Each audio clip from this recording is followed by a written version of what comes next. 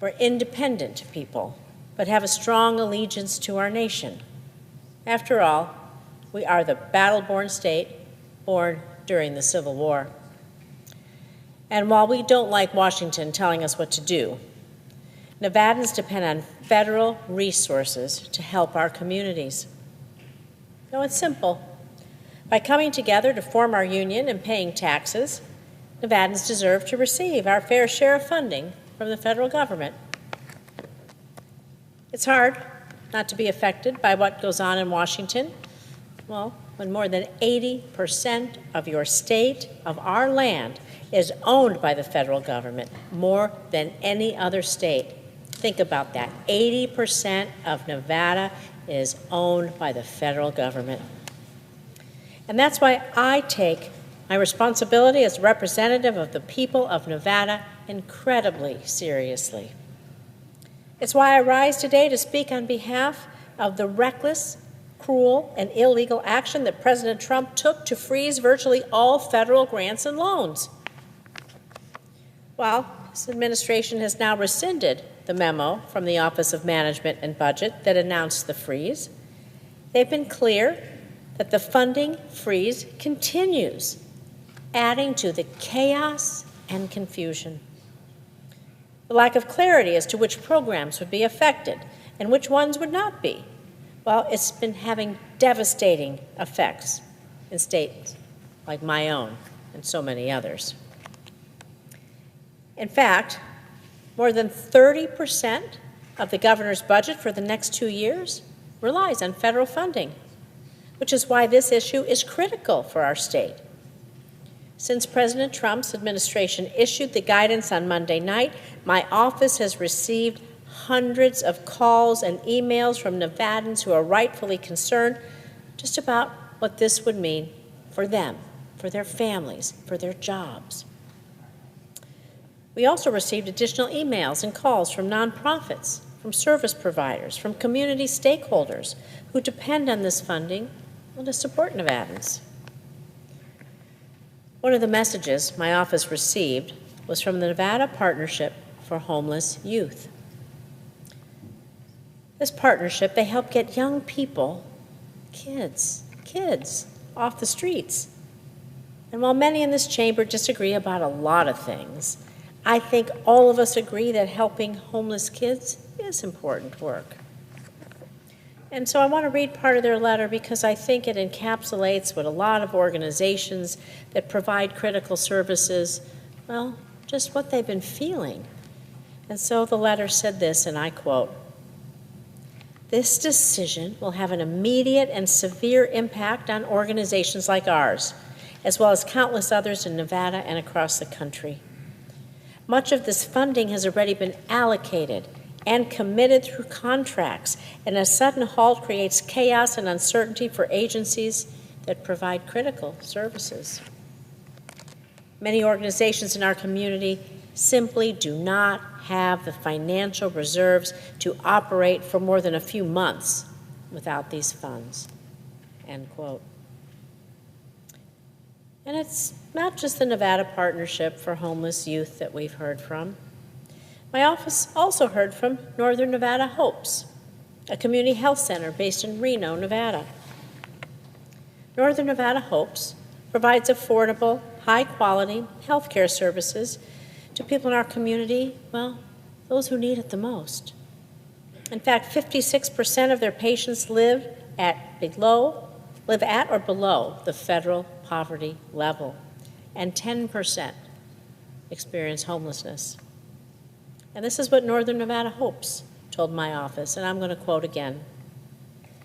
At Northern Nevada Hopes, this pause has significant implications for the services we provide to over 17,000 patients, many of whom are children, families. We assess the situation. We've been forced to take immediate actions, including implementing a hiring freeze and preparing to limit care for patients who already rely on our sliding fee scale, including those who are uninsured or underinsured, end quote. Think about that. Think about these children. Think about these families. President Trump's chaos and reckless actions have put the health of Nevada's families in jeopardy. That means that kids who need to go see a doctor, women who need to get a cancer screening.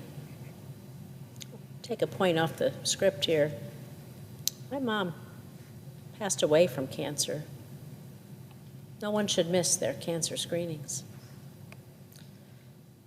It's even impacting older people who need life-saving medication, and all of them could be affected by this terrible, terrible action. Many seniors also rely on other vital programs like Meals on Wheels to access the nutrition they need to live independently and with dignity. I've seen this critical work up close. A few years ago, I joined an organization to deliver meals to seniors in Boulder City, Nevada. Seeing the joy in the faces of the seniors we visited, it's something I won't forget. They know the folks who come on their route to deliver to them. It's not just a meal for them, Meals on Wheels. It's a lifeline. They don't just provide nutritious food to seniors who might be housebound, isolated on a fixed income. These people become their friends, their lifeline. And for thousands of seniors in Nevada, this program's also their primary source of nutrition. In 1 year alone, federal funding allowed Meals on Wheels to serve more than 2.5 million meals to seniors across Nevada. In Nevada, I'm sure in your state too, Mr. President, we take care of our seniors. And President Trump's proposed freeze on federal funding threatens them all. Pausing the funding to this critical program means denying our seniors, our elderly, their access to something so essential, so comforting. A meal. A meal. And the possibility of an interruption to this service, even temporarily, means seniors in Nevada and across the country lose the certainty of knowing where their next meal will come from and the comfort of the visit of the person who brings it to them and oftentimes sits with them, listens to them, and gives them that comfort care that's so important to all of us. So I just want everyone to think about that. Is this who we are? Taking meals away from seniors? Meals on Wheels? I hope not. Another essential service under threat of this Trump funding freeze is public safety, something everybody worries about. And this action will make our communities less safe and stop critically needed federal funding from reaching, well, law enforcement officers, firefighters, other first responders who look out for our communities each and every day. These heroic men and women depend on funding from federal programs to do their jobs safely and to protect our communities effectively. And there's just a few examples of how this freeze will impact them. Nevada, unfortunately, no stranger to the horrific impact of wildfires. Fires in general, whether it's raging wildfires or the standard fire emergencies that happen in communities, well, they happen every day across our state. And the men, the women who make up our fire departments, well, they rely in part on federal grants to purchase that equipment needed to do their job safely and effectively. Equipment like the emergency vehicles they travel in, the protective suits that they put on, the helmets they wear, the oxygen tanks that they carry so they can breathe fresh air while they save someone's life, and the tools that they wield to stop those fires from destroying people's lives, homes, and livelihoods. Each and every part of this gear is critical for our firefighters and for their safety. And our firefighters also rely on federal funding in order to make sure they have the staffing levels they need. Firefighting, like much of the work of our first responders, goes 24/7, 365 days a year. You never know when the next emergency will happen. It just will. You must always be ready. You must always be prepared. You don't know when it's going to happen, but our firefighters, our first responders, stand ready at a moment's notice to run in to save the rest of us. And let me tell you, when there's a fire in our state, our firefighters aren't clocking in at 9 and clocking out at 5.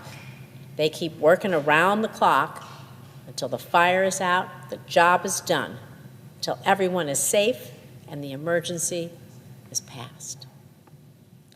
And when we don't have the proper staffing levels, when our communities don't have the numbers of firefighters they need, well, our state suffers, our communities suffer, families suffer. The damage is real. Like I said, not just lives, livelihood, and communities. It's devastating. And thankfully, there's federal funding through the SAFER program to address this issue, to increase and maintain the number of trained firefighters who are serving on the front lines and available to respond in our communities when an emergency happens. The bad news, not just bad, the sad news, the cruel news, is that this kind of funding is the kind that President Trump's order could freeze. This doesn't make us safer. It doesn't save us money. It just puts us and our families, those we love, our communities, in greater danger. Like I said, it's not just firefighters who could feel the effect of this freeze. Our law enforcement officers in Nevada could also be affected. And that's going to have a direct impact on public safety, so make no mistake. Like all 50 states, my state relies on funding from the Department of Justice's Office of Community-Oriented Policing Services, also known as the COPS program. At a time when we're facing a national police shortage, this program allows Nevada to hire more officers who serve in our communities and take part in community policing efforts, building trust, engaging with Nevadans, combating crime. Who would oppose that? Well, due to the President's federal freeze, this money could now be in jeopardy. And as Nevada and the rest of the nation continue to deal with the deadly impact of the fentanyl crisis, this freeze could rob us of critical tools to combat this dangerous and deadly drug. Over the last few years, fentanyl has fueled a crisis in Nevada. Families across our state, they've seen loved ones face addiction and overdose. Hundreds of Nevadans are losing their lives each and every year from fentanyl. This isn't a red state problem or a blue state problem. It's a national problem, and it's a crisis in Nevada. The state's opioid response programs, which do depend on federal grant funding, are critical to reducing harm and preventing overdoses in our communities. I've spoken with law enforcement officers in Nevada. I've spoken with parents and family members and friends who've lost loved ones to fentanyl. It's clear that we need to be doing more to tackle this issue. And this freeze, this cruel freeze, does nothing to help. It's quite the contrary. If this funding were impacted, again, it would hurt our communities, it would hurt our family, our friends, our neighbors, those we love. And as long as we're talking about programs that are vital to community safety and well-being, we can't forget about the potential impact on our veterans. In Nevada, our veterans have always been a top priority. And I can tell you, I'm so worried about how this funding freeze would jeopardize programs that support veterans' transition back to civilian life, provide their critical services, preserving the legacy of those who've served, and so much more. So take, for example, if you will, there's a program, the Homeless Veterans Reintegration Program, Mr. President, which provided $17 million to Nevada to help homeless women veterans and veterans with children find secure and stable housing and employment. The Homeless Veterans Reintegration Program, helping women veterans. For many of these veterans, this program provides them with the resources that they need to rebuild their lives. Men and women, they signed on the dotted line and they fought to protect our freedoms, and the very least we can do is make sure they have the resources and support when they return home. There's also the Veterans Legacy Grant Program, which provided more than $2 million to Nevada to help preserve the history of our men and women in uniform so that we can honor their service, show them how grateful and thankful we are to them, to their families. A pause in funding for something as critical as a Veterans Legacy Grant Program would threaten a key resource for educating future generations about the legacy and sacrifice of our veterans. The history of our veterans matters. And a pause in this money would be a slap in the face to those who literally, like I said, put their lives on the line to protect all of us, you, me, all of us, every single day. Now, the Trump administration has said that their pause won't impact programs for the VA, that all of the agency's programs have passed their so-called review. But the administration also said it was rescinding the memo that started the pause. And then not an hour later, they sowed confusion and uncertainty by saying the funding freeze is back on. So what is it? How can we believe them? It's one thing till it's not. It's another thing till it's not.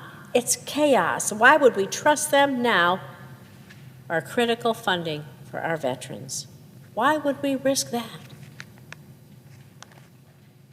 Well, Mr. President, I can keep going on and on about all the ways that President Trump's freeze would hurt my state of Nevada.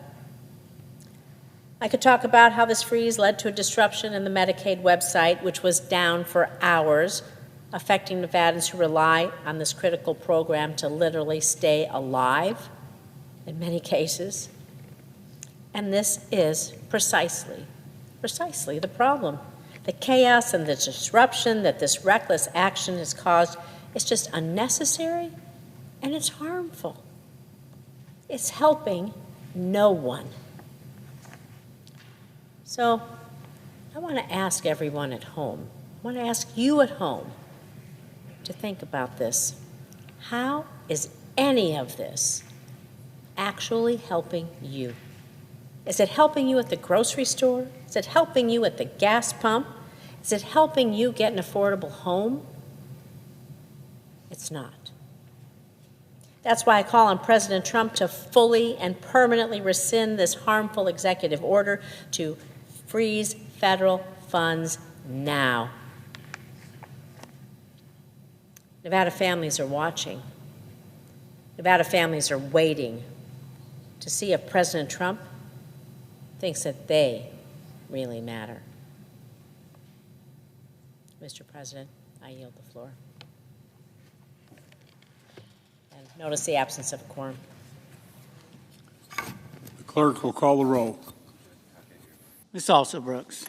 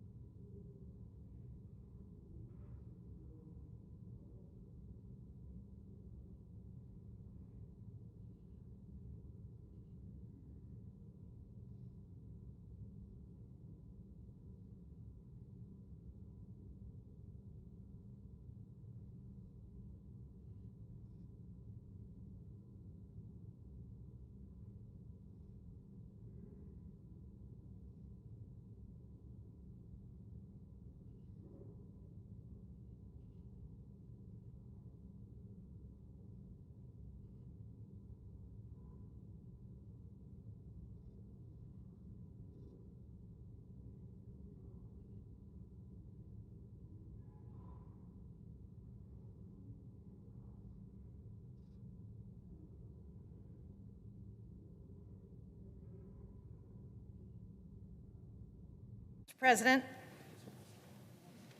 I'm sorry. The Senator from New Hampshire. is the Senate in a quorum call? We are. I ask that the quorum call be lifted. Without objection. Thank you. I come to the floor this evening to join my colleagues to express my deep concerns about the Trump administration's extreme decision to take away services that millions of families and small businesses rely on.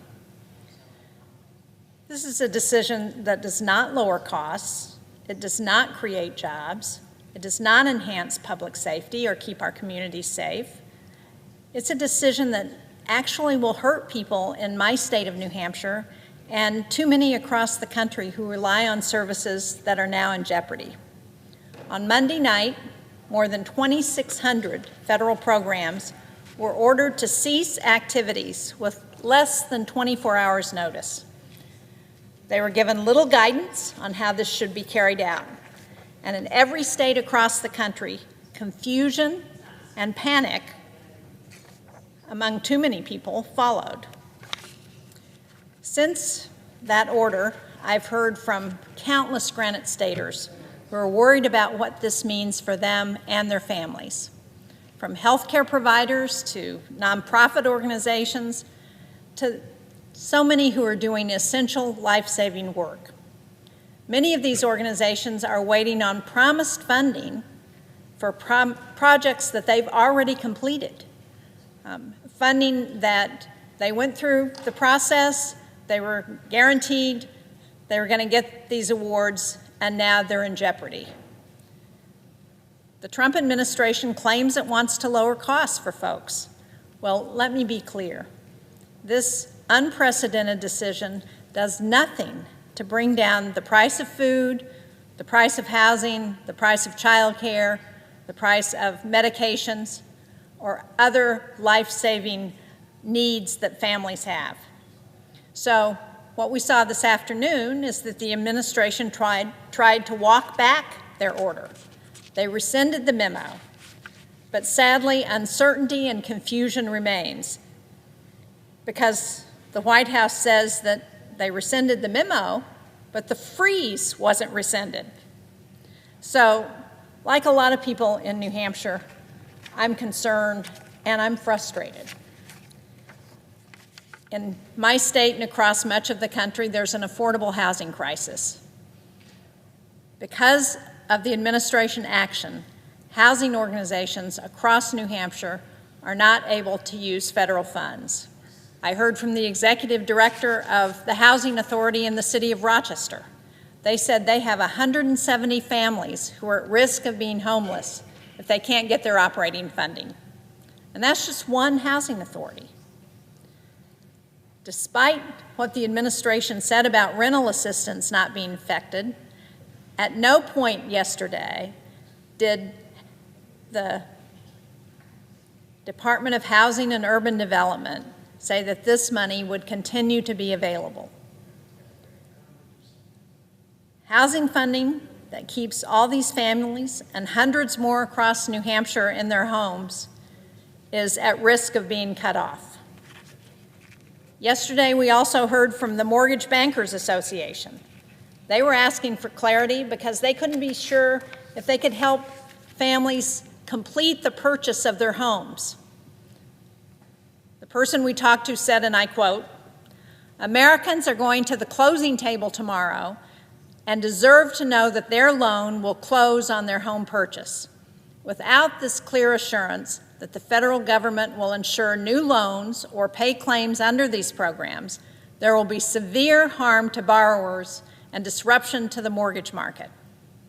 Well, HUD gave that clarity for single-family mortgage insurance, but not for multifamily properties such as apartment buildings. That affects 20% of the multifamily housing construction across the country. Let me just say that again. It affects 20% of the multifamily housing construction that's happening right now. We're talking about 130,000 apartments nationally that are jeopardized by this administration's actions. Now, we know we need to build more housing. We're already millions of units short of what we need. In New Hampshire last year, for the first time, the average price of a house was over $500,000. And our rental vacancy rate, in a healthy rental market, the vacancy rate is about 5%. In New Hampshire, it's 0.6%. There is no rental housing. And this careless action means higher rents and home prices in the future. Our housing shortage is much of why the most recent point-in-time count for homelessness found it up 18% across the country. We have far too many people in this country who don't have a roof over their heads, and that's especially dangerous during these winter months.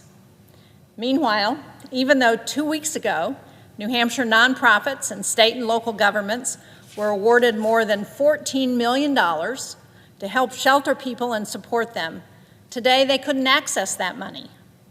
That means they won't have the funding they need for rent or to get reimbursed for supportive services. And I want to be clear, even after a judge stayed the order, my constituents still cannot access their funding. The presiding officer is a former governor. He knows what that means. When people in our states can't get the housing that they're counting on. If they can't get their funding, that means more people are forced to live in their cars on the streets. It means more people can't get the help they need with substance use disorders or finding work. It means more people are stuck without permanent housing. And these are veterans, their families, they're victims of domestic violence. They're all placed at risk because of this order. I heard from one constituent who has a mortgage from the U.S. Department of Agriculture. She's owned her home for 20 years now. She's almost at the point where she's paid off that mortgage. But without the mortgage assistance that she gets from USDA, she's worried that she might lose her home entirely. Another of my constituents, Kathleen, lives in housing for seniors. She has debilitating medical issues that make it hard for her to leave her home. She gets all of her food from a local food bank.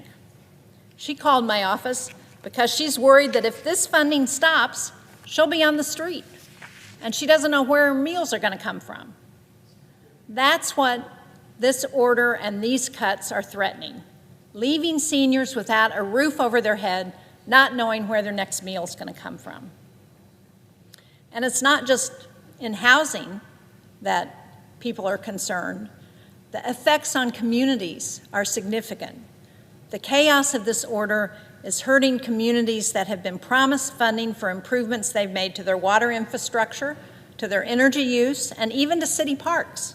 So we heard from the town of Conway, which is in the heart of the Mount Washington Valley and the White Mountains.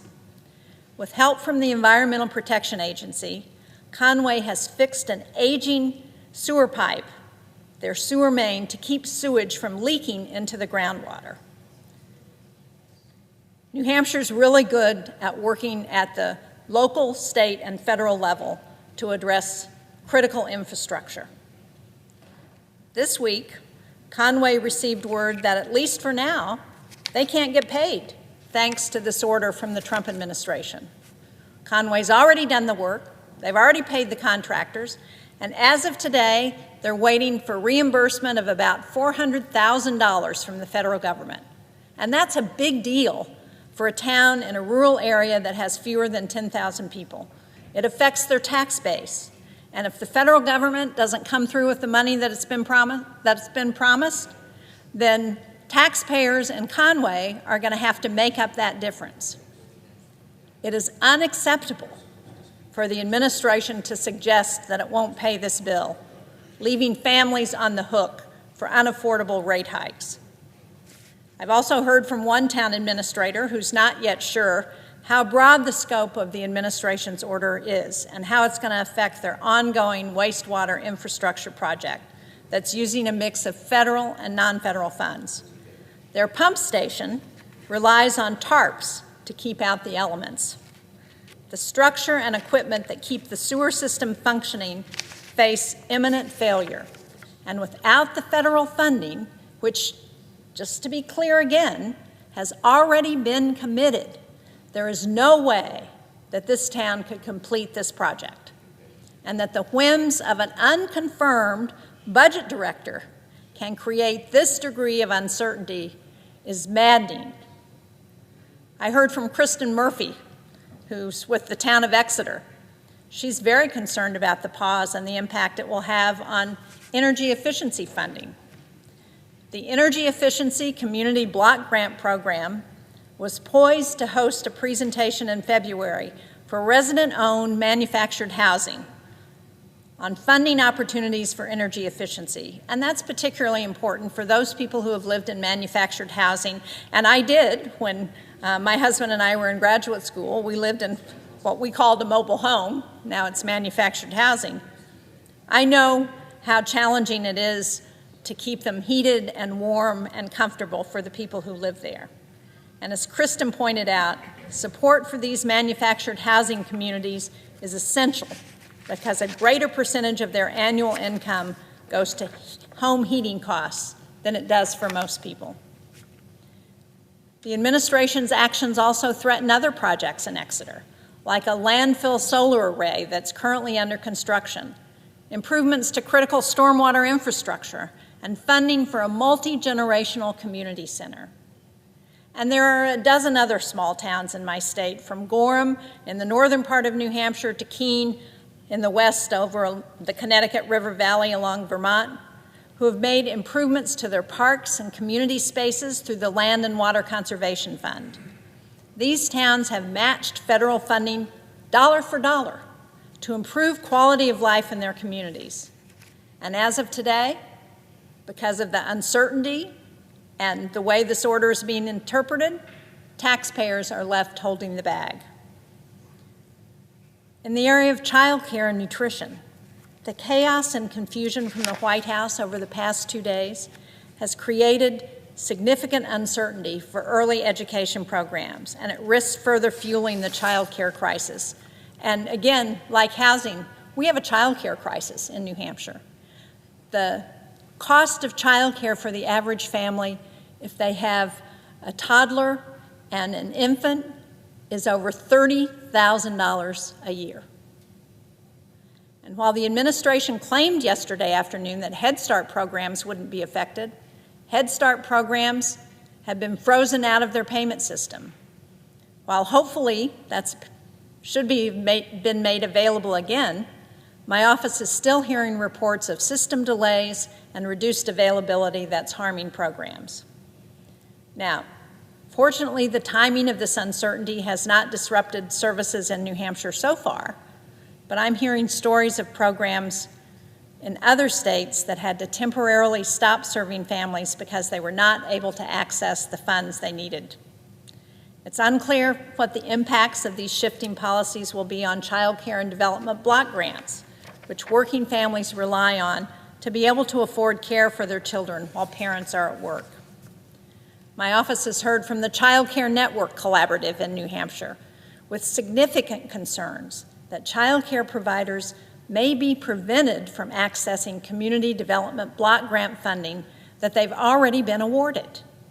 These funds are intended for the purchase of a building that will prevent huge rent increases for child care providers and help fuel an expansion of child care in the rural parts of northern New Hampshire. Child care programs are also concerned about the potential impact on other federal programs that the families they serve rely on.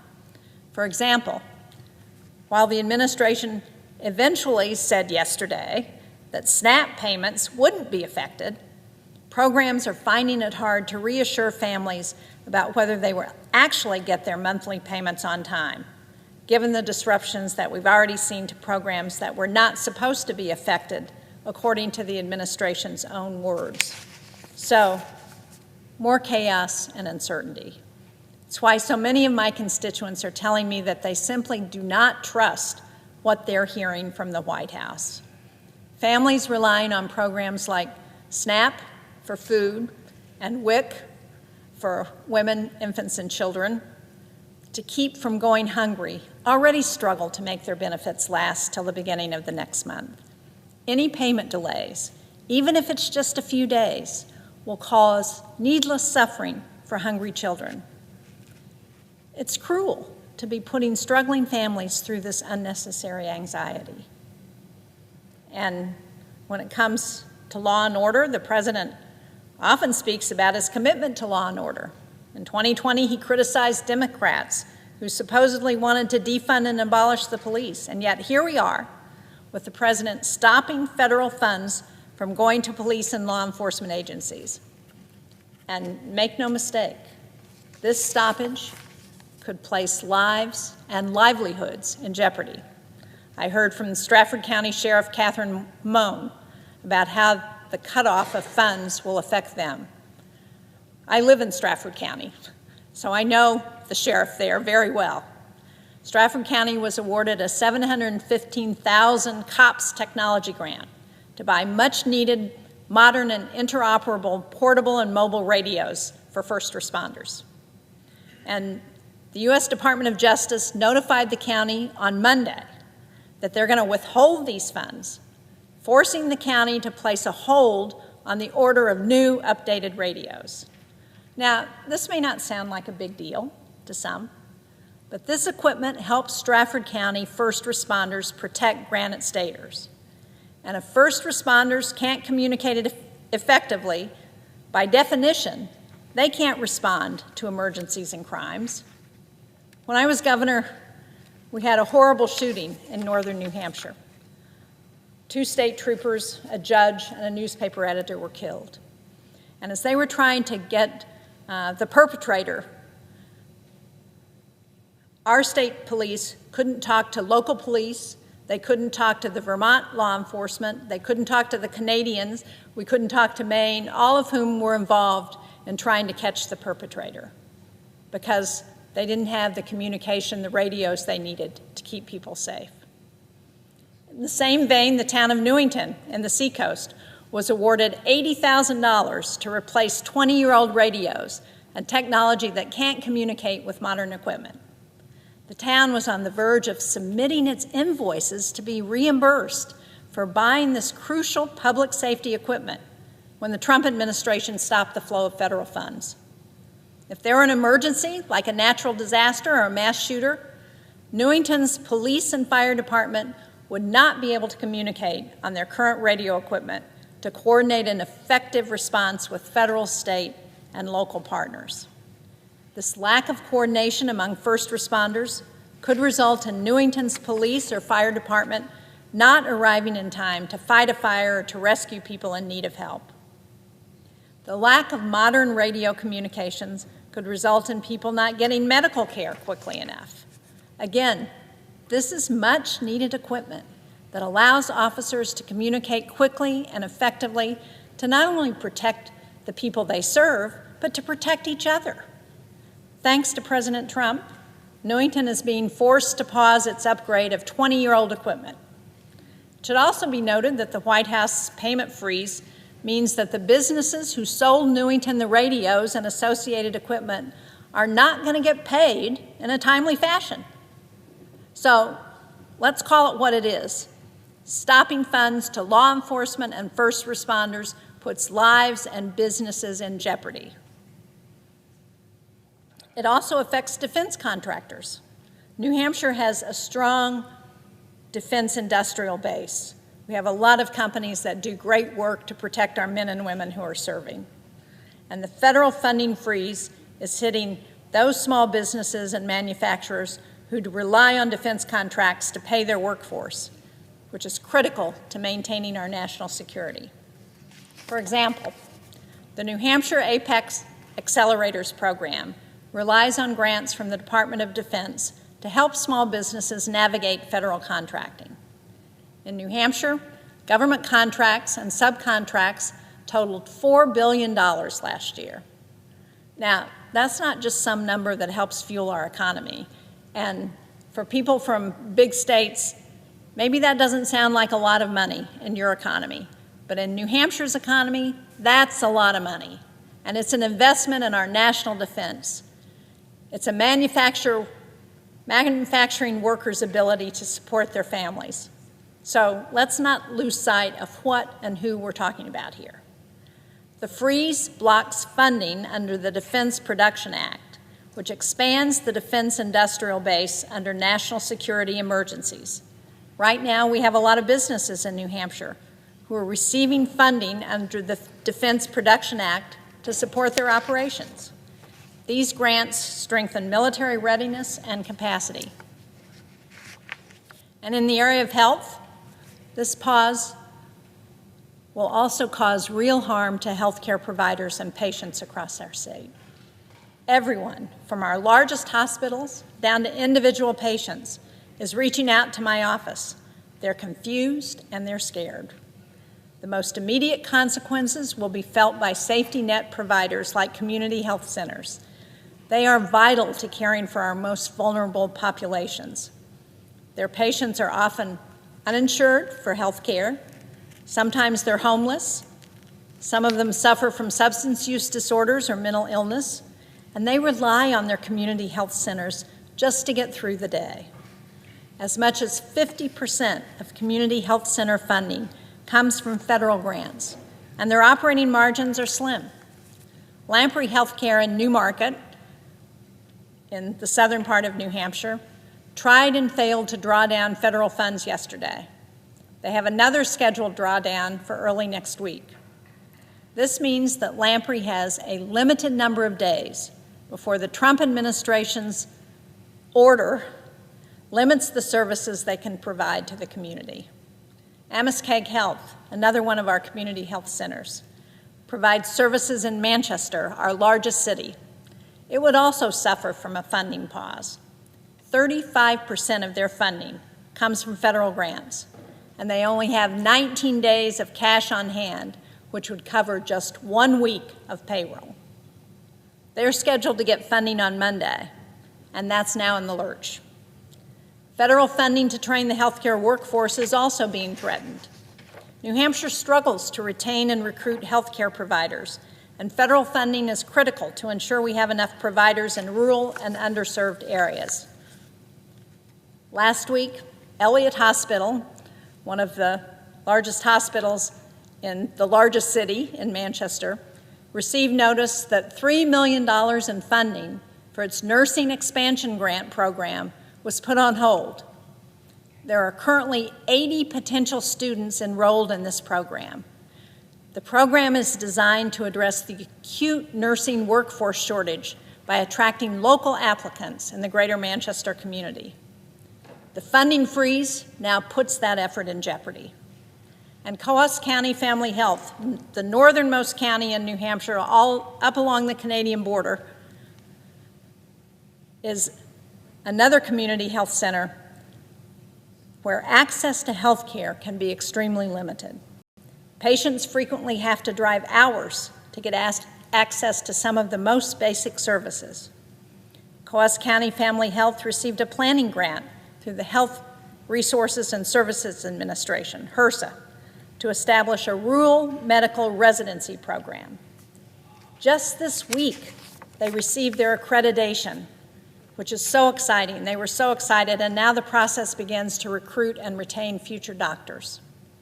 The sole purpose of this program is to train health providers in Coos County, an area that struggles to attract talent. When we train these doctors in rural areas, they're more likely to stay after residency and become core members of the community. Any other week, this would be great news, more doctors to treat patients in need. But today, their future funding through HRSA is at risk, thanks to the uncertainty created by these executive orders. Training doctors to treat sick or injured patients shouldn't be a controversial issue, but according to this administration, it is. Coos County Family Health also uses federal funding to support the victims of domestic violence that come into their practice. Specialized staff offer the victims counseling and support services, things like access to shelter. The staff connects victims with law enforcement and even offers prevention programs in local schools. Without federal funding, they'll be forced to lay off these staff members. I don't know. Does the administration think that domestic violence survivors are unworthy of our support? Does this administration believe that causing chaos is more important than protecting our most vulnerable? Maybe this is what President Trump meant when he said he wanted disruptors. I don't believe this is what the public wanted. Mental health programs are also at risk. New Hampshire's suicide rate is higher than the national average, and we need every available resource to help address this issue. Northern Human Services and the National Alliance Mental Illness use funding from the Garrett Lee Smith Suicide Prevention Grant to provide after-school support to youth experiencing suicidal ideation or those who have recently attempted suicide. We are literally talking about taking away services from children who are thinking about committing suicide. I heard from the folks at NAMI, the New Hampshire Alliance on Mental Illness. They were almost in tears when they talked about what was going to happen if they couldn't serve these kids who need help. And there's also Navigating Recovery, offering around-the-clock substance use disorder services in the city of Laconia. They're a small nonprofit, and they make use of every dollar they get by offering 24/7 support for individuals that have just overdosed, and that includes literally going into the hospital to be with the patient as they recover. They offer wraparound services like connecting individuals to housing, job opportunities, and child care so they can find stability as they go through recovery. 53% of Navigating Recovery's funding comes from federal sources, including the state opioid response grant program. I've worked for years to get dollars to the state under that SOR program, including last year when New Hampshire was awarded nearly $30 million. And I have to say, in the first term of the Trump administration, President Trump was very supportive of these dollars. We worked with his administration to get additional funding to address the fact that New Hampshire was one of the hardest hit states. So I don't know why suddenly that funding, they're willing to put that funding at risk by this freeze, because it's done more to prevent fatal overdoses and support recovery services than any other federal program. Navigating Recovery uses those dollars on the ground. Without it, they would only have weeks before they start laying off staff and stop offering services. Despite what this administration claims, it's the individuals who will pay the price of this uncertainty and chaos. This spending freeze is yet another example of the administration ignoring how their policies affect individuals' peace of minds, the livelihoods, and the health of Americans at risk. And then we're seeing broader attacks by the Office of Management and Budget on federal employees. The Trump administration didn't stop at ripping funding away from vulnerable Americans this week.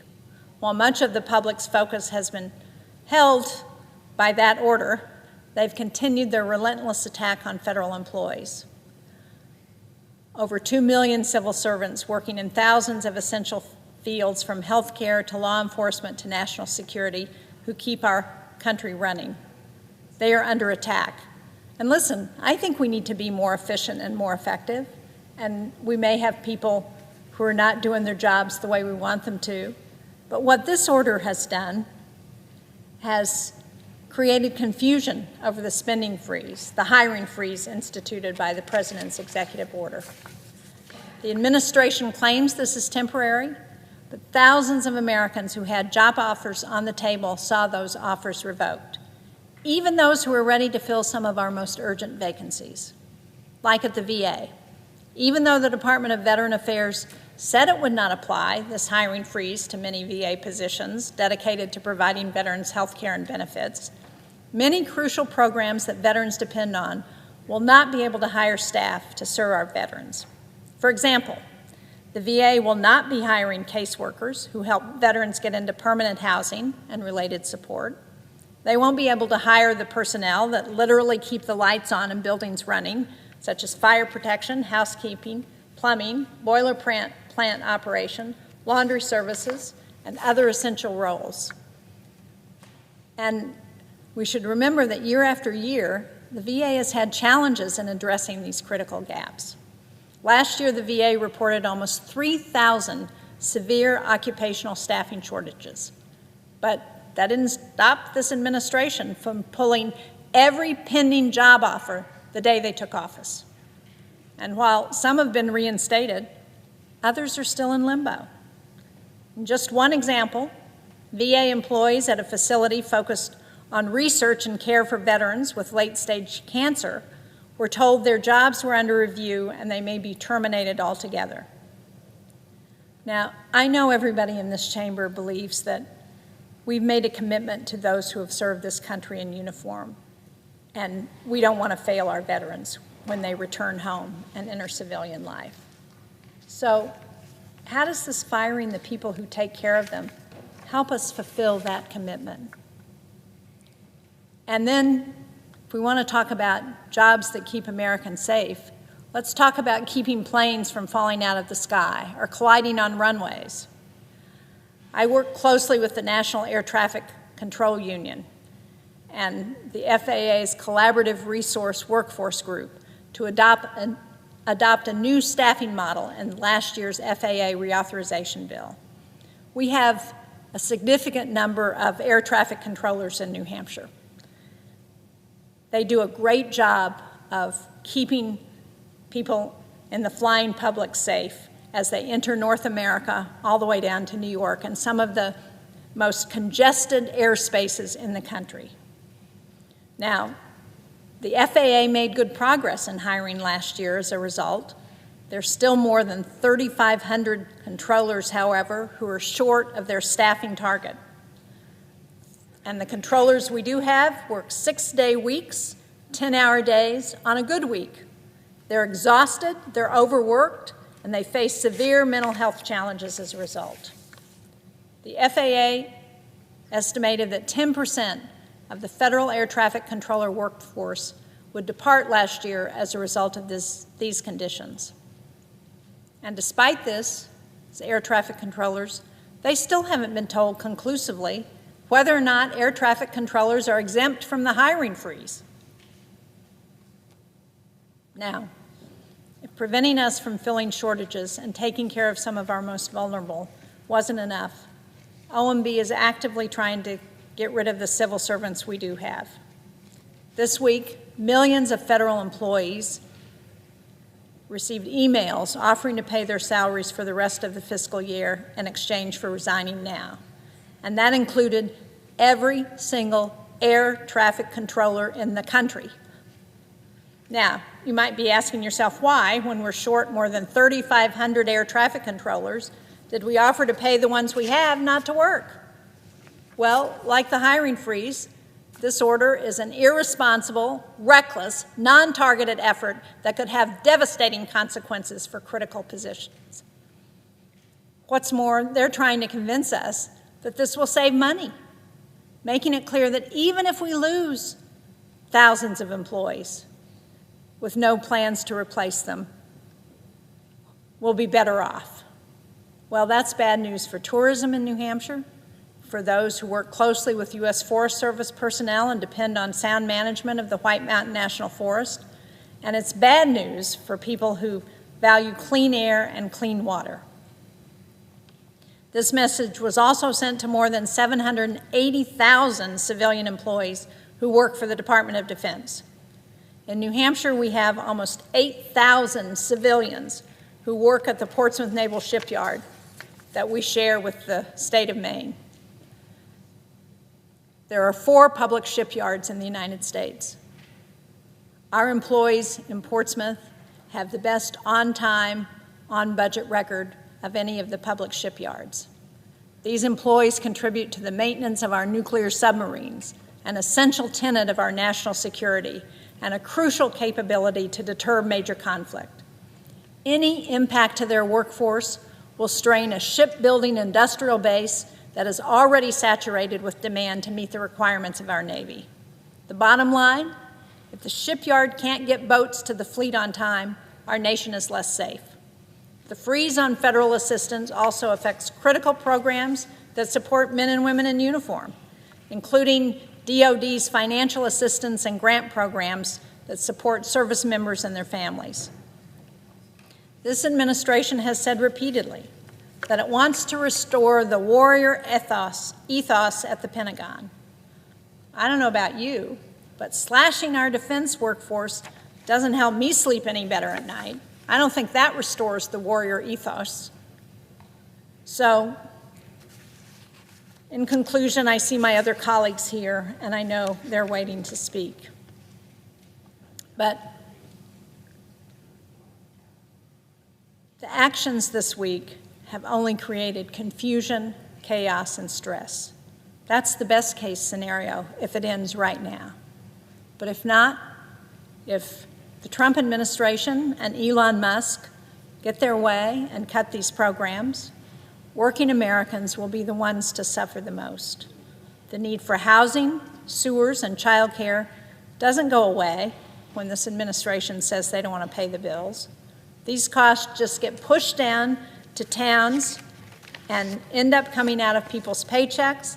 It ends up being paid on the backs of our local taxpayers. Now, again, the administration tried to walk this back by rescinding Monday's memo, but then they added confusion by claiming that the underlying funding freeze was still in place, and they're unable to answer basic questions about who and what will be affected. Maybe it's just me and the hundreds of Granite Staters who I've heard from, but if you're going to stop all the critical funding that helps seniors, children, and families across this country, you need a better answer than we're hearing from this White House. Instead, what we heard during the White House briefing when asked one of the basic questions, Americans were told, well, we'll check on that and we'll get back to you. So to Granite Staters who have called my office in distress, wondering what this far-reaching, unprecedented move means for their lives and their livelihoods, don't worry, the White House is going to get back to you. That's outrageous. And this despite not one, but two federal judges who have ordered the White House to stop holding these funds. The administration has made it clear that they intend to move forward with vague, irresponsible executive orders that jeopardize billions in infrastructure, energy, healthcare, workforce, and educational investments. Hardworking families, businesses, nonprofits have been calling my office asking for clarity. And this administration hasn't been willing to provide any. Common sense calls for all of us to work on a bipartisan basis to help our constituents, to put an end to the chaos and uncertainty that has been created by this administration in only its second week. I hope we can do that. Mr. President, I yield the floor.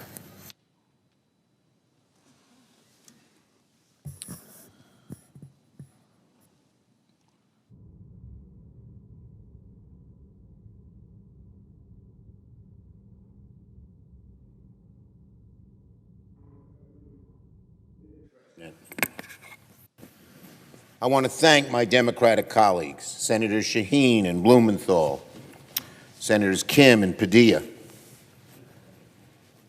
and so many others, Senator Schatz, Senator Durbin, so many others who came on the floor tonight. And why did we all come on the floor?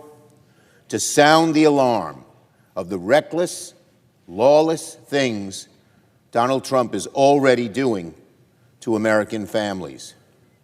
Americans need to know what's happening. They need to know what kind of damage people like Russell Vogt will do to them. Tonight, we are holding the floor to sound the alarm. And to augment that, I just got off the phone with a whole bunch of Democratic governors from across the country. And we talked about Trump's administration's executive orders, his erratic policies, and most importantly, the impact on their states. In state after state, people are on edge. People are so worried because of what these executive orders would do. Head Start, rural hospitals, police, firefighters, you name it, schools, local governments. In every one of these states, people are angry and scared because of the damage that President Trump's executive order would do. Our group, the governors and I, discussed paths forward to best respond and fight back. We're going to have a coordinated approach. We talked about how these policies would hurt their states. The amount of federal money that is needed to support these states, and not just state government, so to speak, but feeding people, building roads, employing people, teaching kids, dealing with mental illness, helping keep us safe in fire and police. These are real things. And every one of these states could not provide the help that people need, provide the decent life that people seek, if this executive order was fully implemented. And so we talked about how we could inform them as to what's going on. We talked about how we can coordinate. And I told them that thanks to the Democrats' work here in the Senate, Donald Trump and Russell Vought hit a speed bump today. But I told them, as you'll hear from my later remarks, we must keep fighting and working together to make sure they don't succeed. Because if they succeed, they're going to hurt millions and millions of average working families. So we are working together to do that. Now today, we saw what happens when Americans fight back against disastrous policies. We saw what happens when Americans make their voices heard. A few days ago, President Trump launched his most reckless broadside yet against the American people here in his second term. In the blink of an eye, OMB announced a nearly universal freeze on all federal grant funding. The blast radius of OMB's announcement was seemingly limitless. States, cities, towns, schools, small businesses, law enforcement, nutrition services, elderly care, hospitals, rural and urban and suburban, communities, people helping feed people, people helping people with mental illness, people helping house homeless veterans, were all just so put on edge by the potential of these cuts. Donald Trump's freeze can be boiled down to 3 C's. You can talk about it in many ways, but the 3 C's are apt. Chaotic, creating chaos back home because there's chaos here in Trump's government. Careless, not even knowing and realizing how badly these cuts would affect people. And cruel. Outright economic sabotage against working families. Make no mistake, OMB's funding freeze was intended. It's precisely what Project 2025 looks like in action. Project 2025, by another name. When Project 2025 first was announced, it was during campaign season. And it was amazing. The reaction by the American people, Democrats, Republicans, conservatives, liberals, independents, against it was strong, much stronger than I ever imagined. And as a result, it got a very bad name. I think one poll showed 68% of Americans opposed it. So what did Donald Trump do? Typical in his fashion, he said, I never heard of Project 2025. I don't even know what it is. They were so afraid of it. Well, you think they would have learned the lesson during the campaign, but they didn't. And now, within a few weeks of his being inaugurated as president, President Trump seeks to implement Project 2025. Well, Americans were furious. Americans let Donald Trump know about it. They let their Republican congressmen and senators know about it. They pushed back. And today, after 24 hours of outrage from one corner of the country to the other, Donald Trump backed off. He rescinded the OMB memo, for now. Of course, the danger is not over. Rescinding one OMB memo will not nullify all the executive orders Donald Trump has issued. which will continue to pose a threat to these funds, and we know damn well that if they can't do it this way because they were caught red-handed, they'll try to do it another way. But I can assure the American people, we will be vigilant. But I want to say to my colleagues and to my constituents in New York and to my fellow citizens, American citizens, the roots of democracy are real. So many of us are worried that Trump will try to upend them, he and his cohorts. But they're real. And this week was a good example. People heard how bad this was, they raised their voices, and now Trump has backed off. This won't be his last essay, his last attempt to do this. We know that. But we also know that when we raise their voices, and we will again, he knows that he will lose ground with the American people in a very severe, bad way. And if we keep fighting, he'll back off and back off and back off until he tries once and for all, until he stops. And once and for all, this evil scheme, this scheme that hurts so many American families, will be gone. It's clear. Donald Trump, with this freeze, seeks to violate the law, seeks to help his billionaire buddies and hurt the American people. Violate the law,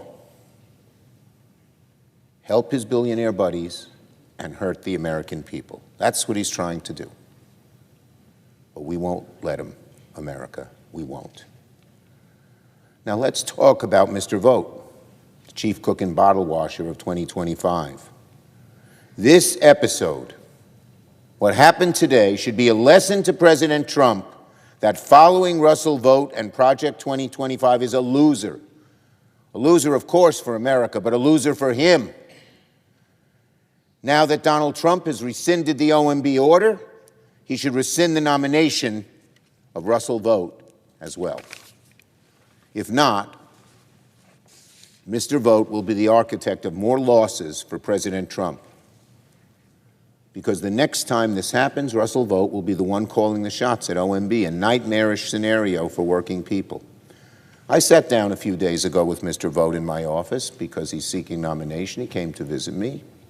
He told me plain as day, if he's confirmed, these are the kinds of things he wants to do at OMB. The Senate must not confirm Mr. Vogt to lead OMB. His views are way too fringe for the majority of this country, and I'm sure if you asked in a secret ballot for a majority of the Republican senators who sit across the aisle from us. But tomorrow, the Senate Budget Committee is scheduled to hold a markup of Mr. Vogt's nomination. I join Ranking Member Merkley in calling on the chair to delay this markup by at least 2 weeks. Why? First, because of the devastation that these executive orders will do and that the funding freeze was prepared to do. But second, because it's clear that Mr. Vogt was not honest during his hearings, and we need more answers from him. When something this consequential is launched by an administration, the person behind it all deserves, or America deserves, to hear exactly his thoughts and exactly what he's going to do. During his testimony, Vogt refused to answer direct questions related to the impoundment, for instance, of congressional funds, of which this is a related issue. And we now know why. He didn't want to alert Congress about the incoming decision from OMB to freeze all grant funding. Mr. Vogt clearly withheld information that senators were entitled to know, that the American people were entitled to know. And he needs to give us answers. In the meantime, the American people also are learning just how fringe Mr. Vogt truly is. His North Star is very simple. He wants to eradicate trillions in basic services that help American families so Republicans can give tax cuts to their billionaire buddies. The last time Vogt led OMB, he pushed multiple budget proposals that slashed Social Security and Medicare and public health. During the last default crisis, Mr. Vogt was a key advisor to hard-right Republicans who pushed America to the brink of disaster by using a debt ceiling as a blackmail to cut trillions in funding for health care, for seniors, for hungry kids, and for so many others. Mr. Vogt wants to eliminate the Department of Education, eliminate education funding in many ways. He has proposed to cut disability payments for retired veterans. He wants to gut SNAP, feeding hungry children. And he wants to raise drug prices. And he's also one of the chief proponents of a truly sinister theory about the powers of the executive branch that calls for the impoundment of congressional funds. That means basically that Russell Vogt thinks the president gets to pick and choose which laws he wants to follow and which he doesn't. Why have a Congress? If the president can say, well, I'll follow this law but not that, and this one and not that, that is so fundamentally against what the Founding Fathers believed, what Americans have believed through centuries. And yet he wants to just, whoop, toss it away, again, so he can pay for the tax cuts his billionaire buddies desperately want. If Congress wants to pass legislation investing in infrastructure or tech innovation or national defense even, Mr. Vogt thinks the president can just say nope. An explicit assault on our checks and our balances, which have served this republic so well for centuries. And again, let me repeat so people understand clearly, what's the end goal? To cut the living daylights out of funding for middle-class families in order to line the pockets of the ultra wealthy. Tax cuts for Donald Trump's billionaire buddies, funding cuts for parents and kids and seniors in health care. I believe the Budget Committee tomorrow, because the chairman of the Budget Committee has not granted the delay that is so desperately needed, will not go to vote on Mr. Vogt, because a vote without him coming clean to the American people, what's it worth? It's not a process that should be. And then they will explain to the American people why that this man doesn't devote a vote in such an unfair hearing practice and setting. And now let's talk about President Trump's increasing lawlessness. It may be tempting to think everything Donald Trump has been doing, including halting federal funding, is part of his chaotic, unthinking approach to government. But we should not be so sure that it is just that and nothing else. Because beneath the surface, a very clear pattern is emerging from Donald Trump's second term in office, a pattern of sheer lawlessness, a pattern of sheer lawlessness. First, he pardoned over 1,500 insurrectionists on his first day in office, including people convicted of assaulting Capitol Police officers. These were hooligans. I was within 30 feet of them. They were not peaceful. I couldn't believe one congressman said they were tourists. Give me a break. They had hatred in their eyes, and they sought to stop our government from functioning in its lawful way. Some of them were violent. And Trump pardoned them. Over 1,500 insurrectionists on his first day in office. Can you imagine anyone, let alone a president, being proud that he pardoned insurrectionists, some violent, all trying to overthrow this government on his first day in office? What does that say about this president? Then, in the dead of night, he got rid of over 17 independent government watchdogs, people who report abuse and fraud and waste in government without any notice or justification. And yesterday, he eliminated commissioners sitting on the NLRB and the Equal Opportunity Employment Commission. The NLRB, folks, You may not have heard those initials, but it has been put in place, I believe, since Roosevelt's time, to make sure workers are treated fairly, to make sure that employers who don't want a union don't go beyond fairness in preventing a union from occurring. When Donald Trump gets rid of the Democratic commissioner on the NLRB, who has always represented working people, he is saying to working people, I don't care about you. I care about the people who employ you, but not you. And if they want to take advantage of you, Donald Trump says when he gets rid of the NLRB member, I don't give a hoot. Another example, and by the way, again, almost certainly against the law. The rule is there should be a certain number of Democratic commissioners and a certain number of Republican commissioners. Whoever is president gets the chairman, and then there are 2 Democrats, 2 Republicans. But Donald Trump, he didn't fire a Republican employee, a member of the commission, of the board. Maybe that would be so less unfair. He fired the Democrat who stands up for working people. And then after all this, he issues his sweeping OMB memo virtually halting federal grant funding. These are actions of a lawless president, of a president who wants to erode, eat away at the rule of law and our system of checks and balances. And why? Why is Donald Trump storming right out of the gate so lawlessly? Why is he breaking one law after another? Might be because the Supreme Court said he can't be held accountable. Might be. But it's simple. What is he trying to do?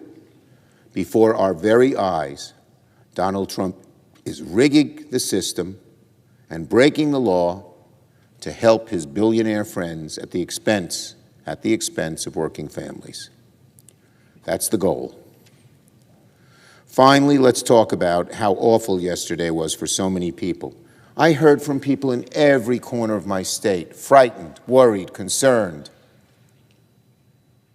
that they, average New Yorkers, no different than average Americans, were going to really suffer because of this funding freeze. When I talked to the governors, as I mentioned a little earlier, on the phone, it happening in every state. It could be a rural state, it could be an urban state, it could be a state that's large, a state that's small. From one end of America to the other, people are just fearful about what would be done. The American people did not deserve to endure this 24 hours of panic and confusion. And they won't deserve to have to sit through that again when Donald Trump seeks another way to do the same thing, even though we gave a speed bump, even though we thwarted him. Not we. The Democratic senators didn't thwart Donald Trump. The Democratic senators, by our advocacy, our strength, and what we did, alerted the American people, and they thwarted Donald Trump. So America, congratulations. Congratulations. Let's keep doing it when he's trying to hurt us. And did Donald Trump consider for a moment the damage he was unleashing? Did he know he was knee-copping caps and firefighters from purchasing literally life-saving equipment, bulletproof vests, breathing gear? Did he know he was essentially shuttering community health centers, which so many people depend on for their health?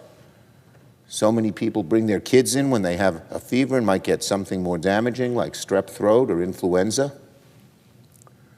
Did he know that he was hurting rural hospitals who had to turn people away because they didn't know if they'd get the funding?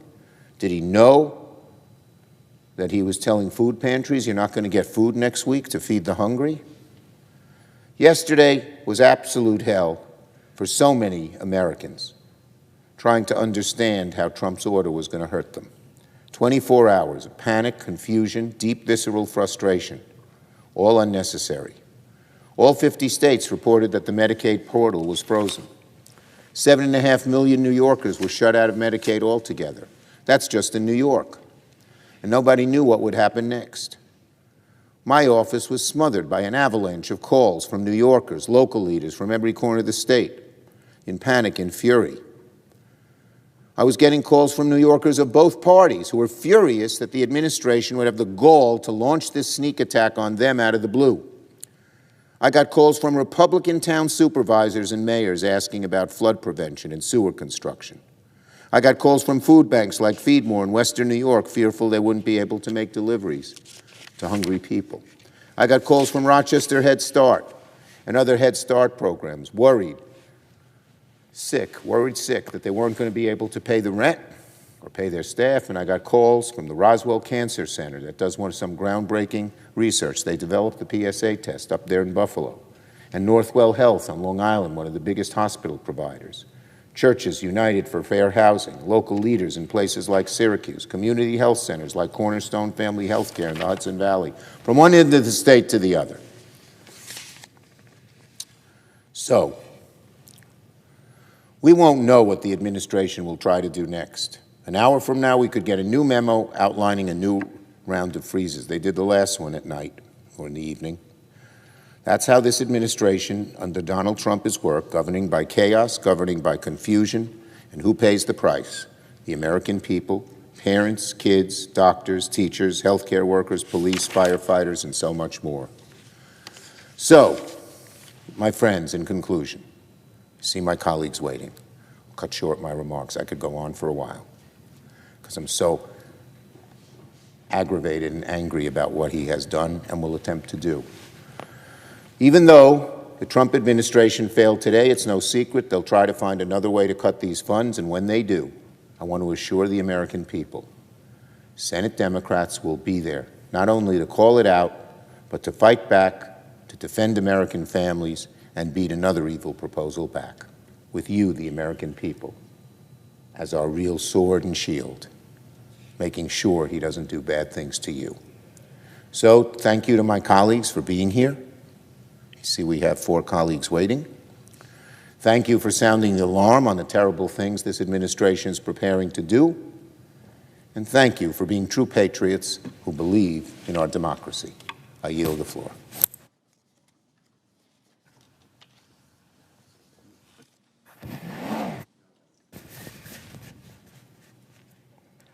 Mr. President. Chair recognizes the Senator from New Jersey. Mr. President, I rise today to try to make some sense of it all. Why are we seeing nothing but chaos coming from the White House?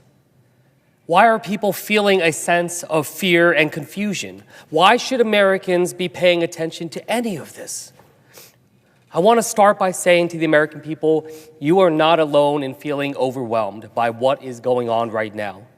Just yesterday, my office received more than 700 calls asking questions about the Trump administration's unconstitutional and brazen decision to take money away from them, to freeze programs that help people in every corner of our state and country. That translates to a call every 2 minutes. I'm going to share some of those stories of concern that I received yesterday, but before I do, I want to try to explain what exactly is going on. On Monday, the acting director of the Office of Management and Budget sent a memo ordering federal agencies to, quote, temporarily pause all activities related to obligations or disbursements of all federal financial assistance. I know that sounds complicated, so let me put it another way. The Trump administration said that taxpayer money going to help people across the country was stopped. That's money that you've paid through your taxes that goes to do important things. It helps provide meals to seniors. It keeps roofs over people's heads. It helps combat the fentanyl crisis. It helps get veterans health care. It keeps child care programs open and schools funded. And it helps small businesses get back onto their feet after disasters. That's just a small example of what the Trump administration attempted to take away from you. And let's be clear, this is your money, and they tried to take it away. What happened next was they got caught, and the backlash was fast. The outrage was real. Their actions were stopped last night when a judge issued an injunction and questioned the constitutionality of the administration's actions. And then today, in a span of an hour, the Trump administration rescinded their directive only to contradict That with a tweet from the White House press secretary. Quote, "This is not a rescission of the federal funding freeze. It's simply a rescission of the OMB memo." Why? To end any confusion created by the court's injunction. It goes on to say the president's EO, executive order on federal funding, remains in full force and effect and will be rigorously implemented. In short, the first time we tried to take away your money, it was probably unconstitutional, but we're going to keep trying in different ways until we get it right. Mr. President, if this feels like your head's spinning, I get it. We've seen nothing but mass confusion and chaos for the past week and a half since Donald Trump re-entered the White House. It's not governance, it's whiplash. And if you're watching me on C-SPAN or catching a clip on social media, there's one thing I want you to take away. The chaos is just a smokescreen for corruption. It's quite clear. They want to take away your money and give it right to the billionaire donors and corporate interests. The Trump administration isn't taking this money away from you because they're serious about making government more effective or efficient. They're not doing this because they want to help more people and target our resources where they can do the most good. They're doing this because they're getting ready to gut programs you rely on every day and use that money for another round of tax cuts for those at the very top.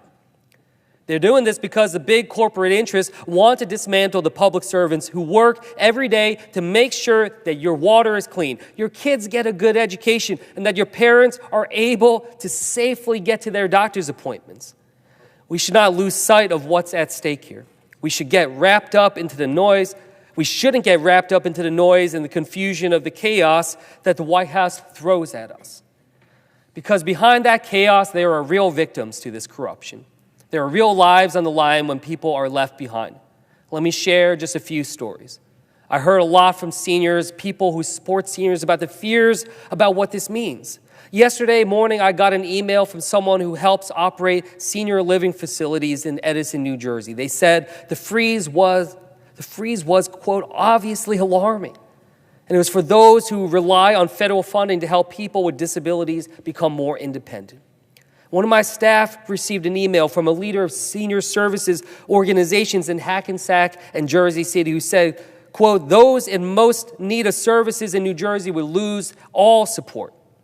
Another staff received a message from Frank in Toms River. Frank said, quote, I'm paralyzed and use Ocean Ride to get to all my doctor's appointments. I am unable to travel in a regular vehicle, and without the significant discount of rides of Ocean Ride, I could not afford to get to the doctor.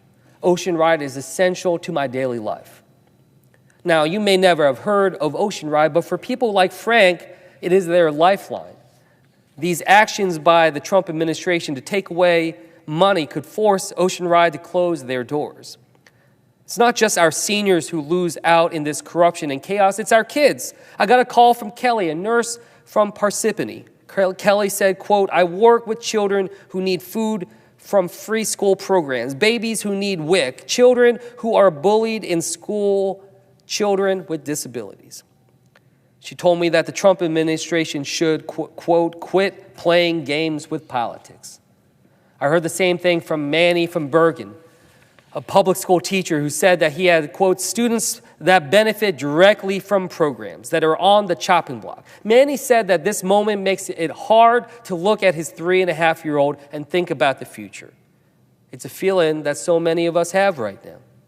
I heard from Susan from Hudson County, who works in a nonprofit that helps the homeless. She said in a call to our office yesterday, our funds have been frozen. We are not going to be able to serve our clients or our staff. This is going to have a significant impact, not only with my agency, but the entire community of those we serve.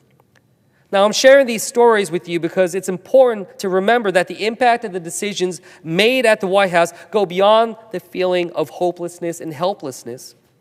If the White House continues down this path, those at the very top, the well-off and the well-connected, they'll get their tax cuts and whatever else they want.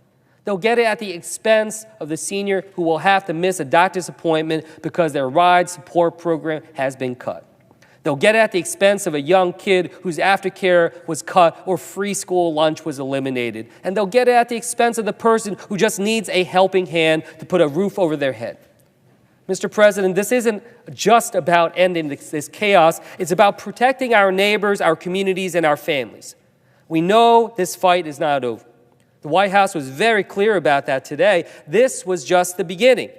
We've seen these freezes for infrastructure spending that could impact big projects like the Gateway Tunnel and small projects like paving the road you drive on to take your kids to school.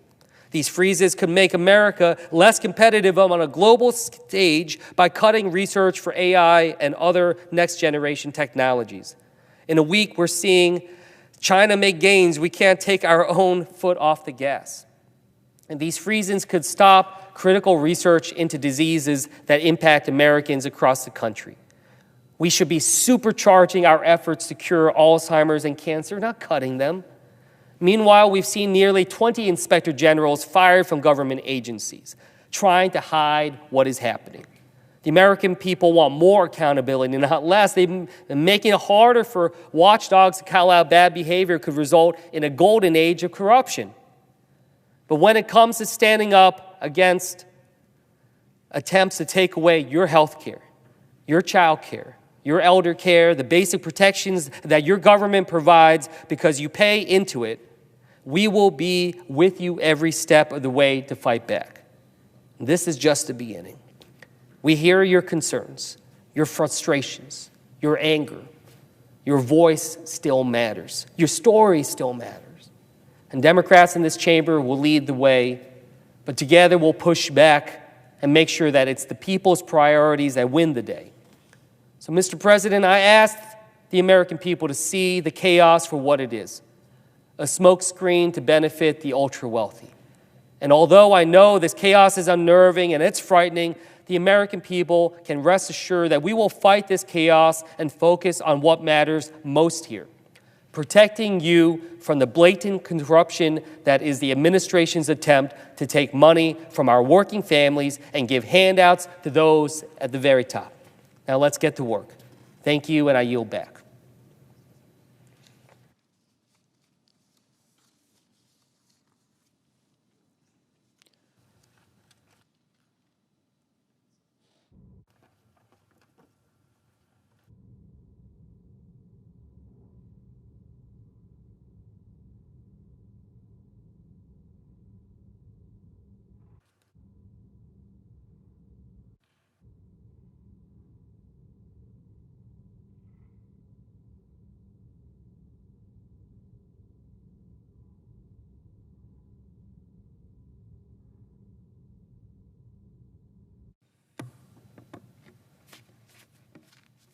Your chair recognizes the senator from California.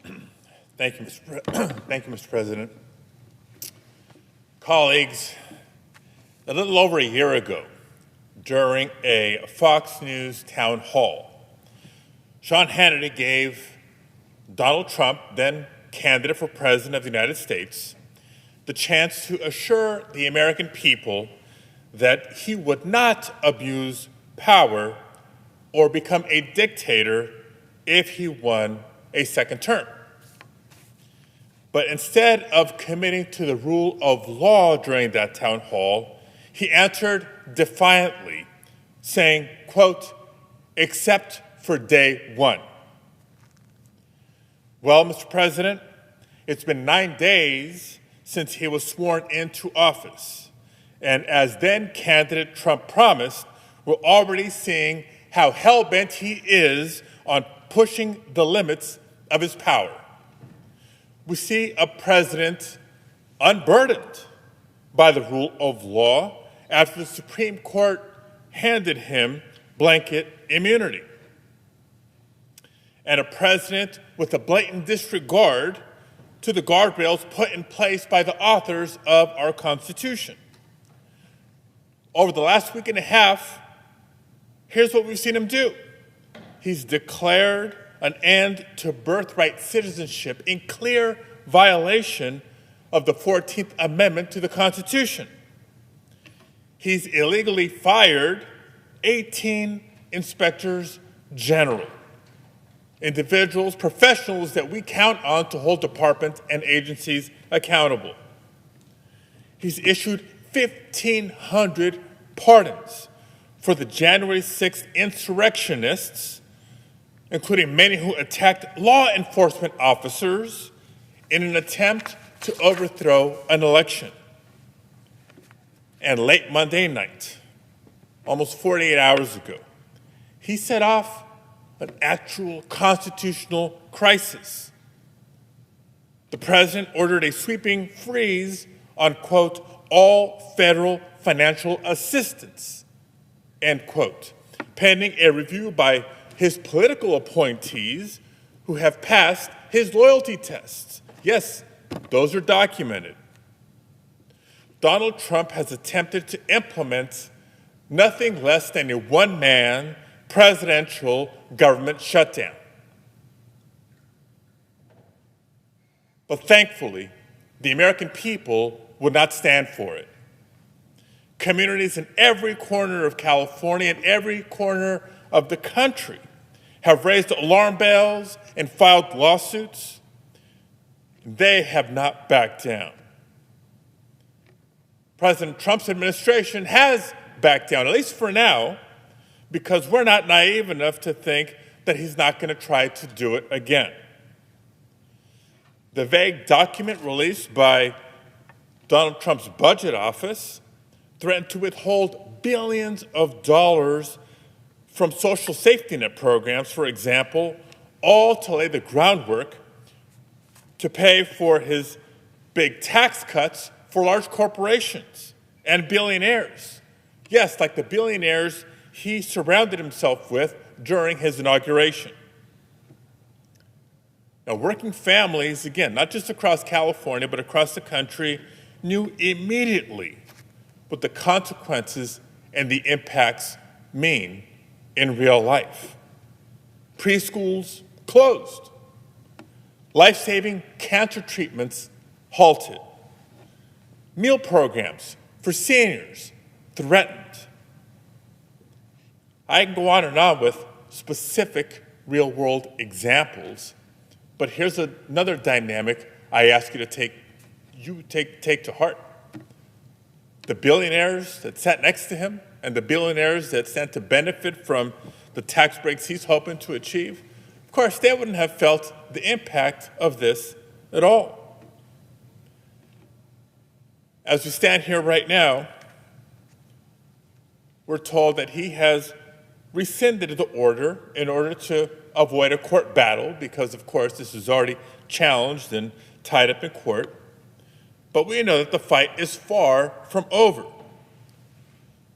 In fact, the White House press secretary threatened that his executive order blocking federal funding that he issued day one in office is still in effect.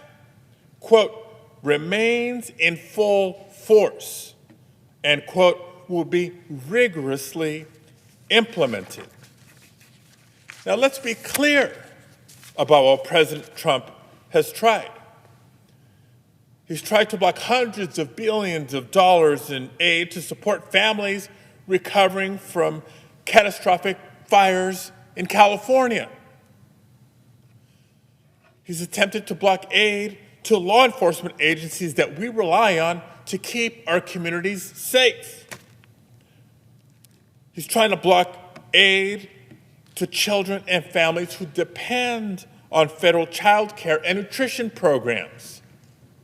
That's the reality of what's going on here.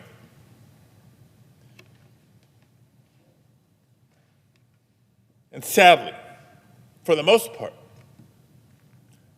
my Republican colleagues have obediently fallen in line. I gotta believe that you're getting the same phone calls that I am, countless calls from constituents and community groups and individuals searching for answers, searching for guidance, asking for our help. Because the way these orders and memos are written, nobody knew which specific programs were affected or for how long. the executive agencies that were supposed to implement the order didn't even know how they were affected. And most glaringly, the White House itself changed its story every few hours on what was supposed to be affected by the executive order that they themselves wrote. So the Trump administration, through either their intent or their incompetence, or maybe both, and their disregard for the law, sowed chaos, confusion, and fear amongst hardworking American families. Now, state agencies and local governments, not just throughout California, but again, throughout the country, were blocked from accessing Medicaid and housing assistance grant portals. In case you thought folks were exaggerating, yes, that really happened. And colleagues, both sides of the aisle, I know you know about this. The director of a grant-funded program with the district attorney's office in Los Angeles, supporting victims of violent crime, was concerned about the future of their work because of the uncertainty of federal assistance. Funding for research on cures for childhood cancer was threatened. Local commuter rail officials in Sonoma raised concerns about their ability to continue service if outstanding federal funds is frozen, service that workers need to get to work, to do their jobs, keep our economy going. The city of Vacaville was worried about potential impacts to their housing authority and vouchers. There's a housing affordability concern and a homeless crisis in many parts of the country. This is not helping. Head Start grantees were frozen out of their federal payment management system. And if those kids can't go to Head Start, their parents have a tougher time getting to work. What are you doing? Health centers in San Francisco met to assess their ability to provide services if grant funding and Medicare reimbursements were frozen. The Oakland Fire Department raised alarm bells about having to cut staff if an outstanding FEMA grant to support pay for 35 firefighters was paused. The impacts are real, colleagues. And Mr. President, as you know, my home state of California has been devastated by historic fires these last few weeks. Fueled by wind gusts of up to 100 miles an hour, the Southern California fires burned more than 12,000 homes and businesses, more than 40,000 acres, nearly or approximately 3 times the size of Manhattan, and over 24 Californians lost their lives. Thanks to a swift major disaster declaration that President Biden issued in his final days, federal agencies like FEMA and the EPA have been instrumental in the not just response to the fires, but early stages of recovery and rebuilding efforts. But in his typical vindictive and reckless fashion, President Trump didn't stop to think about the actual impacts of a decision like this.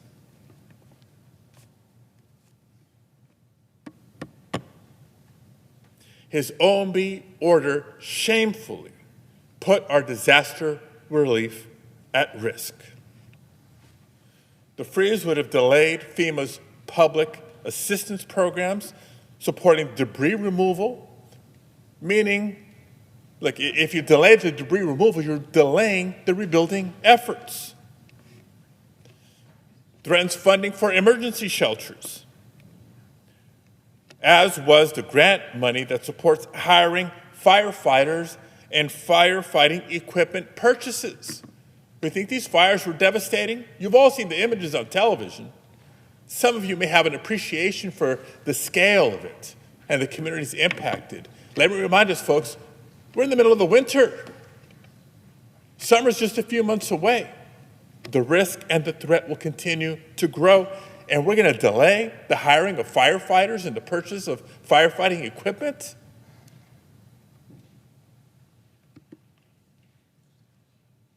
After threatening to withhold federal aid for disaster victims in California and leverage to pass other elements of an unpopular agenda, this was just another slap in the face for the thousands of Americans who lost everything and are now counting on our collective support. And Mr. President, just yesterday, after federal firefighters returned home from working 24-hour shifts to battle unprecedented firefighters in dangerous, life-threatening conditions, after risking their own lives to protect our communities, federal firefighters received a message from President Trump. You would think that maybe, just maybe, it was a message saying, thank you for your service. Thank you for your sacrifice. Thank you for your time away from your family to help fellow Americans in need. But it was not. The message federal firefighters received after being gone for weeks, 24-hour shifts, protecting lives, the message they received was a request for their resignation. That's right. President Trump offered them a buyout. Not just them. He offered this to all career federal employees who are not beholden to his loyalty tests, without the clear authority or funding to do so. I mean, we've seen this before from President Trump and his co-president, Elon Musk. And I think it's important to share with everybody tonight, especially to federal employees who are watching. Anybody who received this offer and thinks that maybe this is an offer that's too good to be true, maybe I should jump at it. Let me assure you, this offer is too good to be true, because there is no federal funding to pay people who do not show up to work. And our federal firefighters saw this attempted buy-off for what it was. And I want to read for you colleagues some of the messages, just a few of them, that I've received. From one brave firefighter, quote, "It's hard to put into words just how disrespectful this feels to any civil servant, but especially to someone who's given so much, sacrificing precious time away from family, risking everything for the greater good." Another message reads as follows, quote, "Today I returned home after a 2-week fire assignment in California. A slew of executive orders over this last week have put myself and a lot of others on edge. I am worried for my livelihood and my future. A purge of federal wildland firefighters will have catastrophic outcomes. Our fire seasons are only getting longer. Neighborhoods continue to expand well into the natural landscape. We cannot control when a fire will choose to wreak havoc on a community, but we will show up. We want to show up." Colleagues, tomorrow, as some of the members of the Budget Committee have recognized, we have an opportunity to show these brave federal workers that we hear them and that we're fighting for them and that we will continue to fight for them.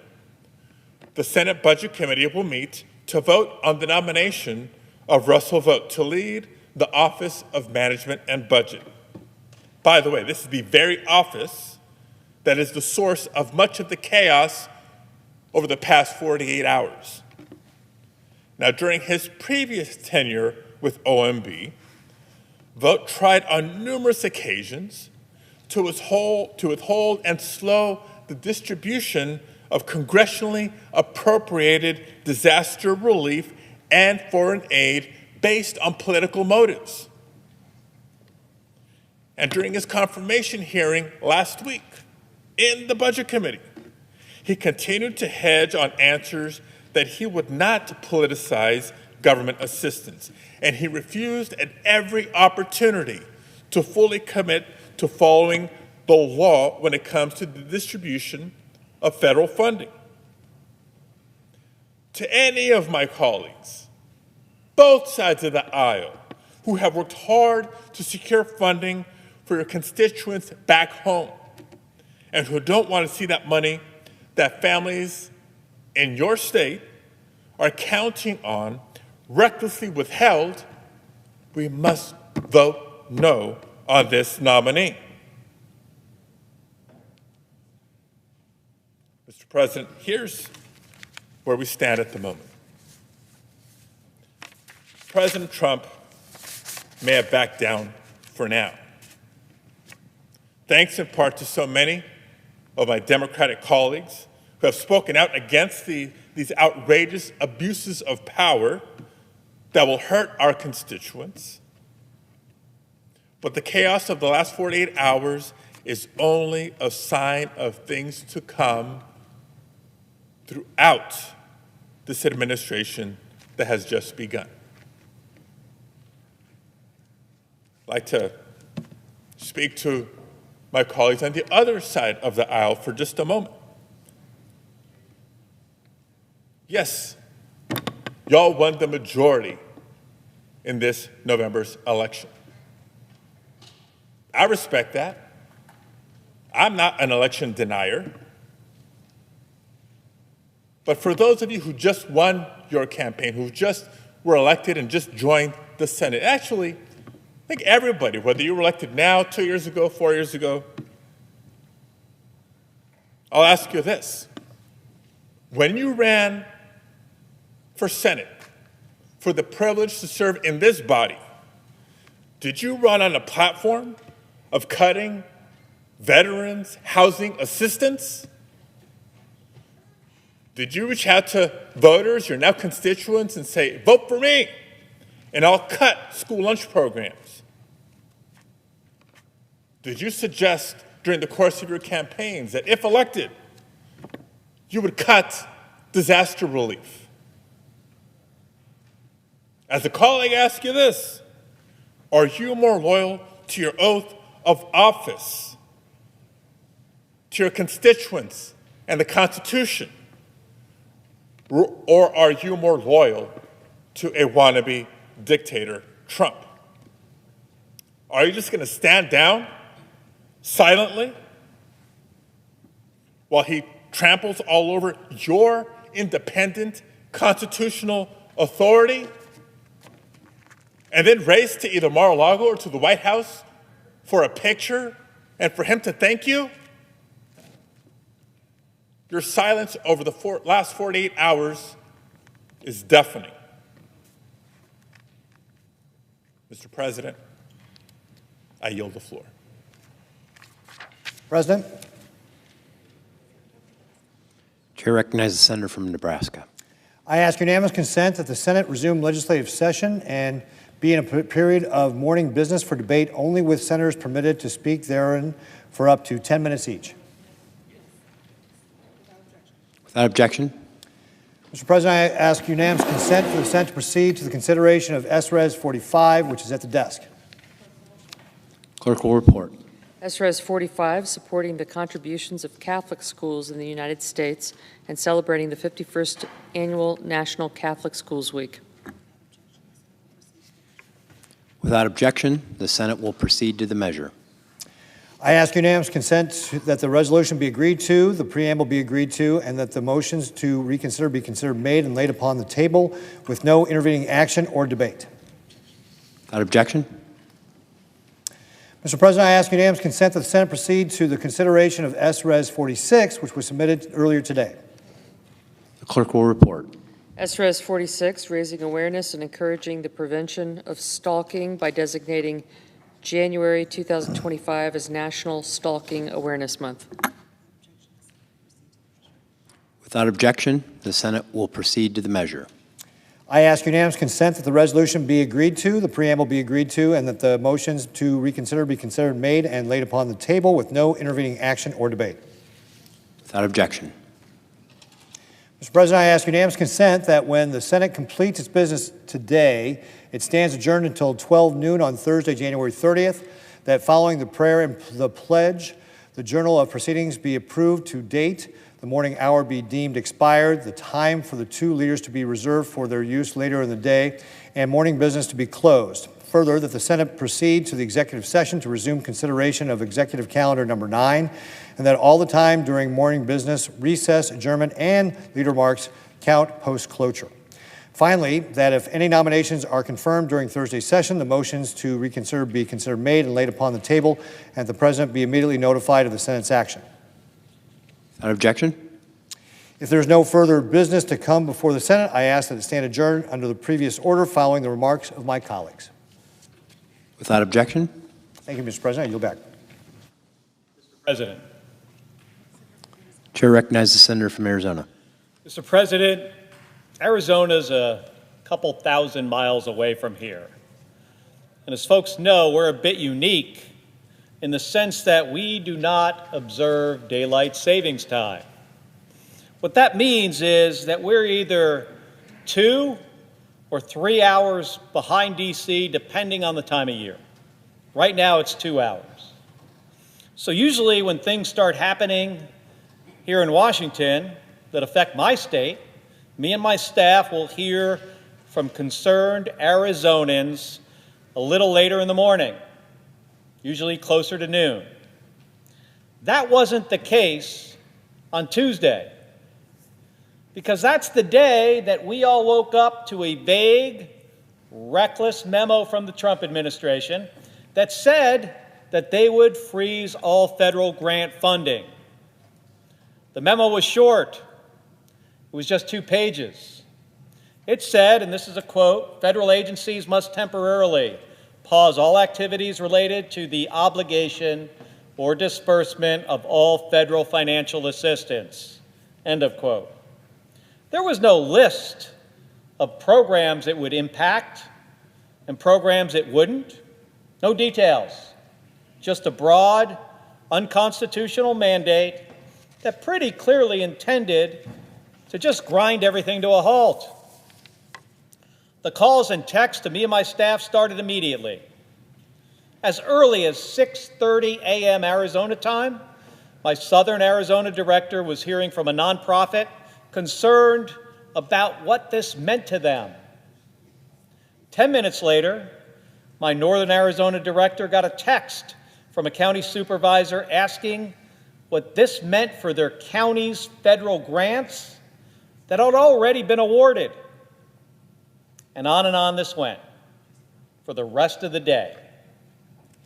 I'd like to take some time to read through some of the examples of the concern and the real-life issues this created in my state. When I spoke to Governor Hobbs early in the morning, the state's portals for Medicaid and Head Start were both down. They ended up being down for the better part of the day. She said that they were concerned immediately about how this would impact providers and families and parents and workers. She was also concerned about Department of Public Safety programs. At that point, the state had more questions than answers because of the recklessness of this order. The Hopi Veterans Affairs Supportive Housing Program, which provides housing vouchers and assistance for veterans, faced uncertainty because its funding fell under federal rental assistance programs. The Flagstaff Housing Authority had similar concerns about how landlords would get paid next month under Section 8 Housing Choice Voucher Program. One landlord told us that they rent out a few units to low-income families and were worried that they wouldn't receive their payments, leaving them and their tenants in a horrible situation. Just yesterday, Phoenix Mayor Kate Gallego joined the Maricopa Association of Governments to conduct the annual HUD point-in-time count, which is funded by continuum of care dollars. This data is vital to Arizona's work to address homelessness, and a federal freeze keeps homeless assistance grants from helping Arizonans. We heard from colleges across the state where students were being told that their Pell Grants could be frozen. A member of my Veterans Advisory Committee told me that it had created chaos bordering on hysteria among veteran college students who had multiple programs that supported their education and that could be frozen. From the Arizona Food Bank Association, we heard immediate fears that families relying on SNAP, that's food stamps, those benefits could face disruption, putting food security for thousands of Arizonans at risk. What that means is that kids will not get to eat. In Mojave County, officials were concerned that federal support through the Community Development Block Grant Program, which funds housing and economic opportunities for low-income communities, would no longer be available. Several community health centers said a stop on federal funds would necessitate layoffs.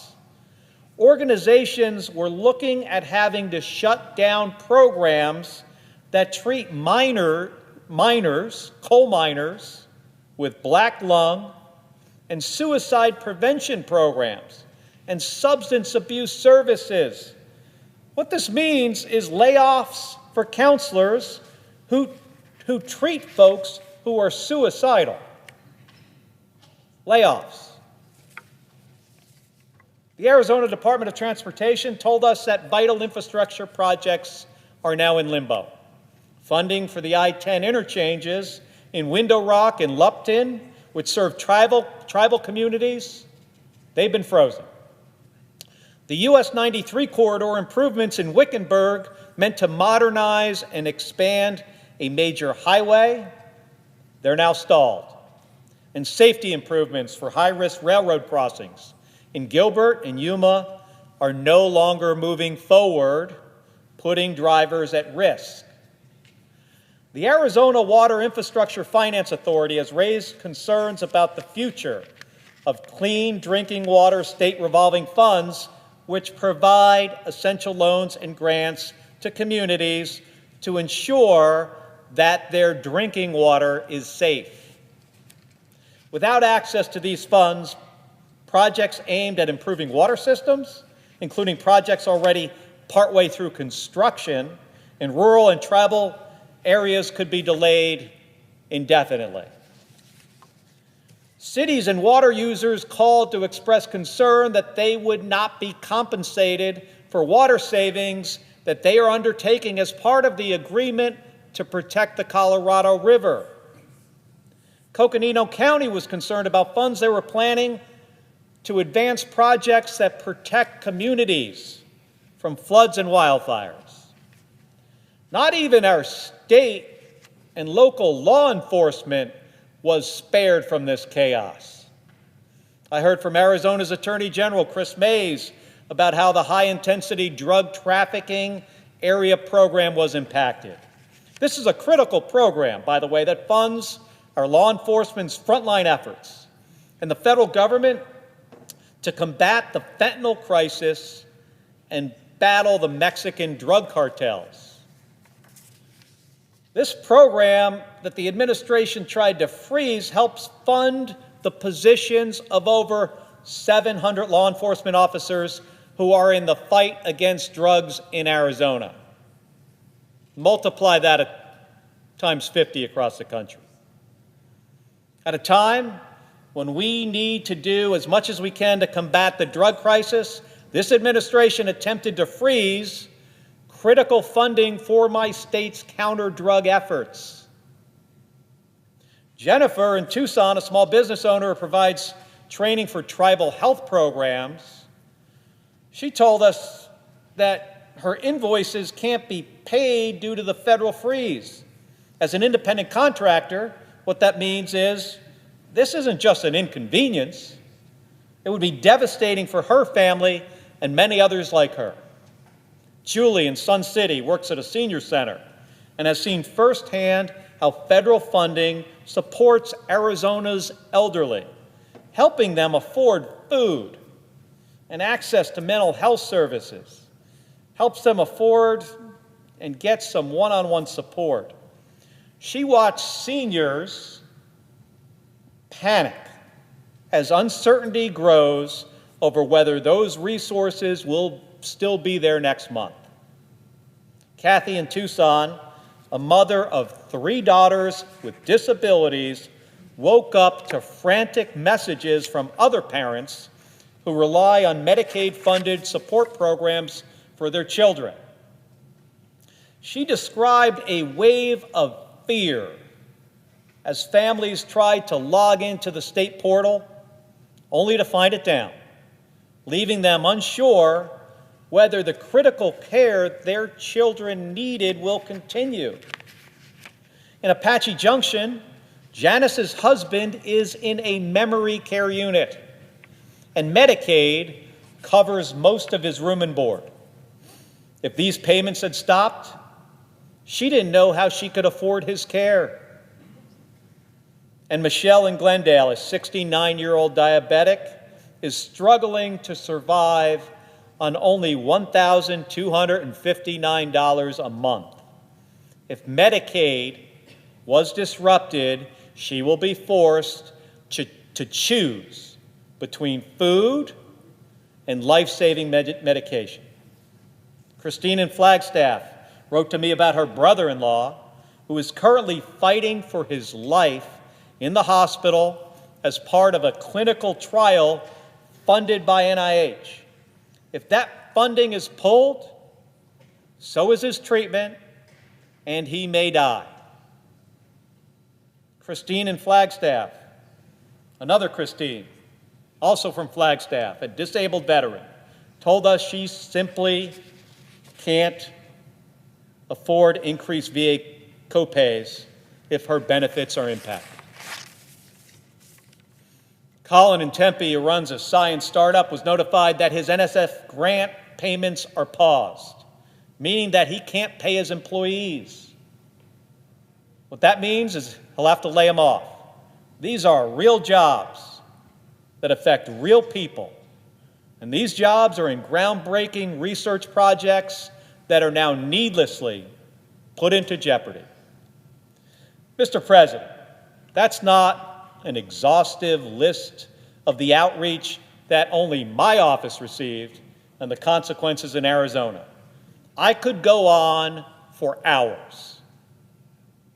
On top of this, I understand that most counties, cities, and major organizations in Arizona held emergency meetings to try to understand how their operations would be impacted and what could they do about it.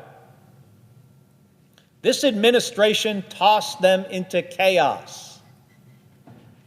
These aren't folks who think about things as Republicans or Democrats. These are folks who provide real services to real people in Arizona. They wake up every day to serve people, to solve problems. And it's not easy, not even on the best of days. But Tuesday wasn't the best of days. It was the worst. And for most of them, today hasn't been great either. I had the leaders of a couple Arizona Head Start programs in my office here just today, earlier today. They were already scheduled to be there. One of these Head Start program managers runs Head Start. She said she had a payment that they were owed, and they weren't able to access it, and it's been delayed. Now, they receive these payments every 3 days, and they cannot hold major cash reserves. This program serves 500 Arizona families. they were not going to be able to make payroll. She made a plan to lay people off on Tuesday. She told me that it was based on their cash flow, that they probably should have laid these people off already. But they were able to call on some emergency reserves with the help of their board. But if the payments are delayed much further, these people that work for her will not have jobs. And that means it doesn't only affect them, they're out of a job, but there are 500 Arizona families who suddenly don't have child care or the additional services that Head Start provides to parents and families. Mr. President, we hope it doesn't come to that. Now, thankfully, their attempts to freeze funding have been blocked by a court. But this had real consequences in Arizona to a lot of people. And that's multiplied across the country. Our Head Start leaders are in D.C. for a national conference right now, and they said every person here is dealing with the same issue. They're in a panic mode, trying to keep their employees on the payroll and their doors open so they can continue to serve families. Head Start is probably one of the best investments that our country makes. It helps kids get ahead. It provides parenting training. It helps working parents with child care so they can earn a paycheck. The recklessness and the incompetence of the Trump administration threw that program into utter chaos in just a day. And I don't believe this is over. We need clear guidance and we need strong leadership.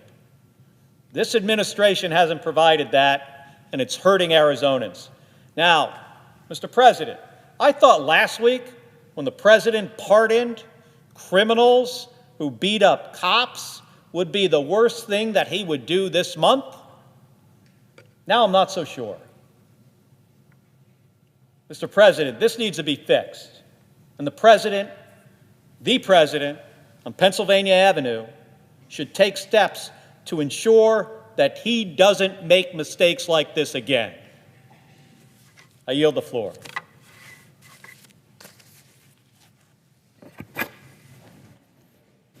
Mr. President. Senator from Connecticut. Mr. President, I think it's fair to say that none of us expected a week ago to be here on the floor at this moment talking about a massive, across-the-board freeze on federal funding. I don't think either of us on either side of the aisle expected to be here on this topic. We are in no ordinary time. The chaos and confusion are extraordinary. And it's the result of one man, Donald Trump. It's part of a calculated strategy. Confusion and chaos, a blizzard of illegal actions. A hiring freeze that violates the law.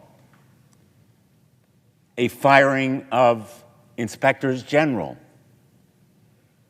that abridges the statute. A freeze on funding that crosses the line because it violates the Impoundment Control Act, which has been upheld by the United States Supreme Court, despite Donald Trump's contention that it is unconstitutional. And it also violates the Constitution. It is a seizure of power, namely the power of the purse, that Congress intended never to surrender. It was given by the founders as a check on presidential power. The checks and balances of our system operate to create a system that prevents tyranny. And unfortunately, this country is veering and careening toward tyranny. So we are here to say we will not obey in advance. One of the lessons of totalitarianism in the 20th century, one of the 20 lessons from the 20th century that Professor Tim Snyder has instructed us to take from that awful period in world history is do not obey in advance. Do not yield what the tyrant wants in advance of his demanding it. Stand up, speak out, stop it. That's why we're here. And the American people rose up in the last 24 hours because the chaos and confusion of this funding freeze they saw in their everyday lives. They saw it in the domestic shelters that were imperiled, in the homeless places that would go without funding, at the food banks, at the community health centers, at daycare places, in schools, in hospitals, in every place where everyday Americans depend on vital services for their ordinary lives.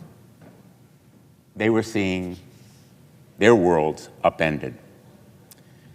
And the Trump administration responded to that outcry. They pulled back from the precipice of a total breakdown in order. They came back from the cliff. They walked back the illegal order to freeze that funding. But make no mistake, they did it once, and they can do it again. In fact, after the one-line order that walked back that funding freeze, the president's press secretary said, well, the funding freeze is still in effect. These whiplash reversals are themselves damaging the country. Organizations can't meet payrolls, they can't plan budgets, they can't assign their staff, they can't pay for the machines that do the road reconstruction and bridge repair. They can't run railroads when they don't know that Amtrak is going to be funded. And so the doubt, uncertainty, breeding anxiety and fear and anger are also damaging the country. They did it once, and they can do it again, and it looks like they already have, because the purpose here is theft. Let's call it what it is. Donald Trump is stealing from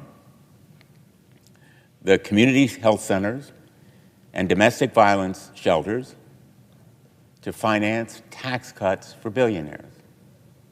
He is looting those kinds of public services so that there is money to pay for those tax cuts benefiting his billionaire friends and family. And Americans have to see that fact for what it is, the plain truth, unpleasant as it may be, unpalatable morally, and illegal under our Constitution. He doesn't have the power to just stop spending under an appropriation bill passed by Congress and signed by the president. It may not have been signed by this president, but that fact makes no difference. It is a law. That spending appropriation is the law of the land. The president has no right to seize the power of the purse under the Constitution and violate that law. Now, if the order had remained in effect as it was originally intended, it almost certainly would have been enjoined by the courts. I certainly hope so. The initial administrative stay indicates court was certainly concerned about it, and the combination of irreparable harm and likelihood of prevailing on the merits, I think, would have led that court in the District of Columbia to hold that a temporary injunction, at least, was appropriate. But the fact is, we then may have a president who disobeys a court order. We are in uncharted territory. It is truly a crisis for our democracy. And I want to thank the American people for that outcry that led to the reversal, but also to alert the American people that we are far from done. And I want to appeal to my Republican colleagues. In fact, I want to appeal to Republicans in Connecticut, people who think of themselves as a member or a supporter of the Republican Party and Republican candidates. This fight is yours too, because those domestic shelters and community health centers and all of the facilities, all the groups, all the individuals affected by this massive funding freeze, they're in red states as well as blue states. The block grants that are suspended, they're in red states and blue states. The firefighter equipment that will be held back, red states as well as blue states. The subsidies for housing and the benefits and care for veterans, red states and blue states. This fight is yours, not just ours on this side of the aisle. And my Republican colleagues, I am absolutely sure, are hearing from their constituents about how difficult and daunting these last 24 hours have been after the announcement of this freeze. Because I know I have fielded calls from all across the state of Connecticut, from those food bank programs, health and nutrition assistance programs, Head Start and child care programs, housing programs, veterans programs, energy assistance programs, and many more. And it has impacts beyond what you would think are obvious. Just Monday, I met with farmers who suffered from flooding and hailstorms earlier this year, last year. And under the end of session continuing resolution that we passed, disaster relief was provided across the country for farmers and for others. And those farmers celebrated, along with us, members of the congressional delegation, the fact that they were receiving millions of dollars to help them recover from the flood. Well, now that money is uncertain when it will arrive and even whether it will be available. Connecticut Head Start was unable to access payments. President Trump's order jeopardized child care and early childhood education for 5,000 families. Domestic violence shelters, survivors with nowhere else to go, were forced to return to their homes where there were abusers. This funding freeze has terrifying and likely implications, not just for Connecticut, but all over the country. And in the midst of winter, the LIHEAP program, Low-Income Home Energy Assistance Program, a critical program that provides energy assistance to low-income individuals and households, also in jeopardy. 100,000 households in Connecticut rely on LIHEAP to meet their home energy needs. Uncertainty about this federal funding leaves them more vulnerable than ever. Like my colleagues,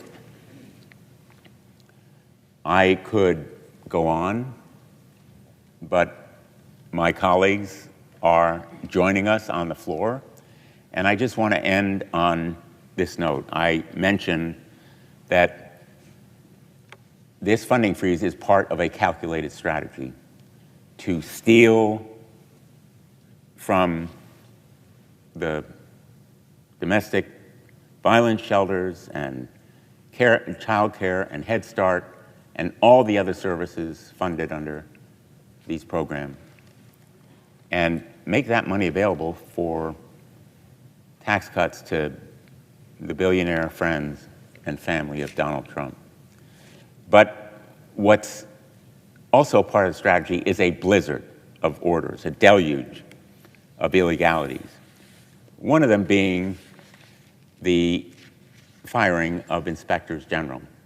And if there is one thing we need right now in our federal government, it is transparency. It is the watchdogs who demand accountability and stop waste and fraud and abuse.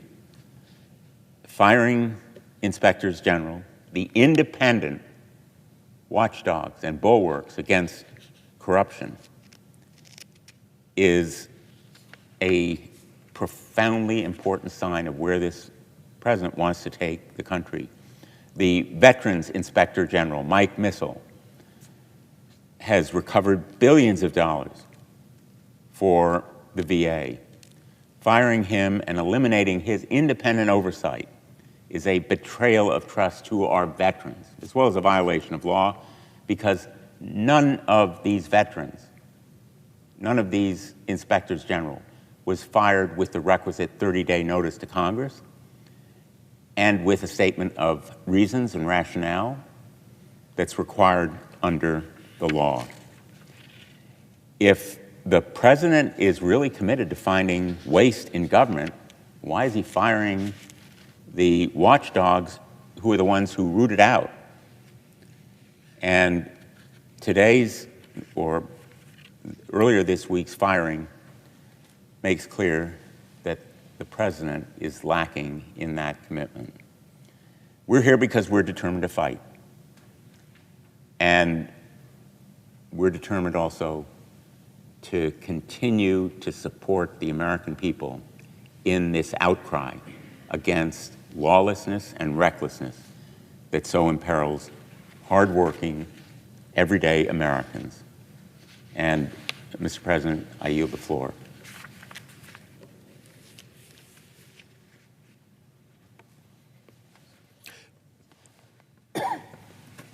Mr. President. Senator from New Mexico. Mr. President, in an overnight maneuver on Monday, President Trump unlawfully and unilaterally blockaded much of the federal budget.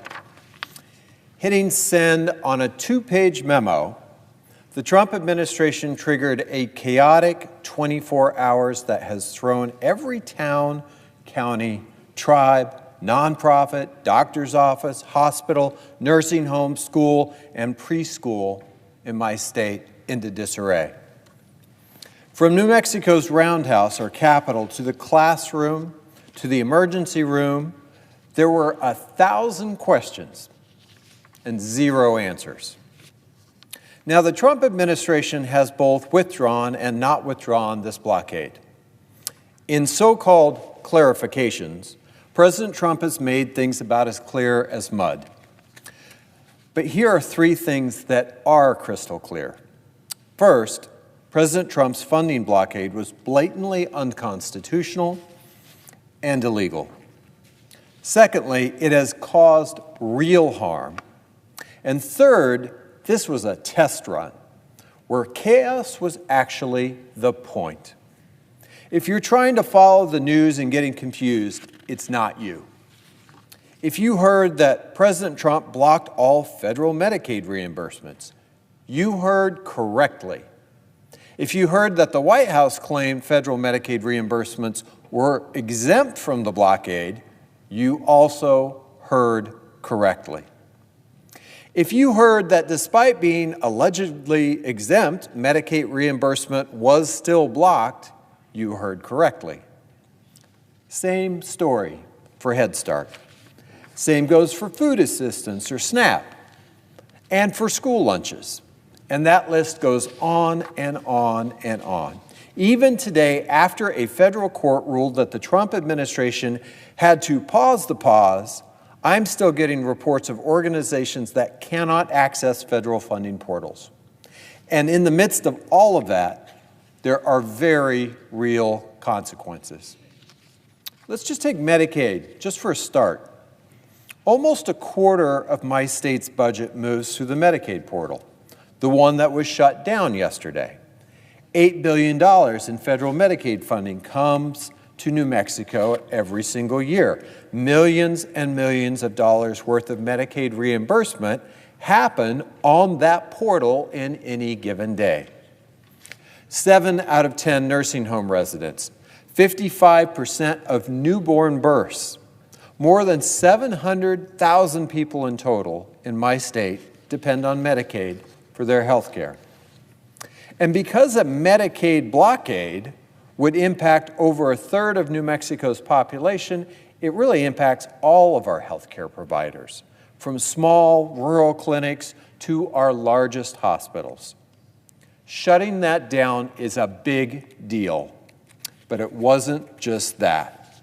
I heard from child care and Head Start providers, rental assistance programs, tribal governments, local law enforcement, fire departments, and nonprofit organizations who provide everything from support to our veterans to healthy meals for seniors and families.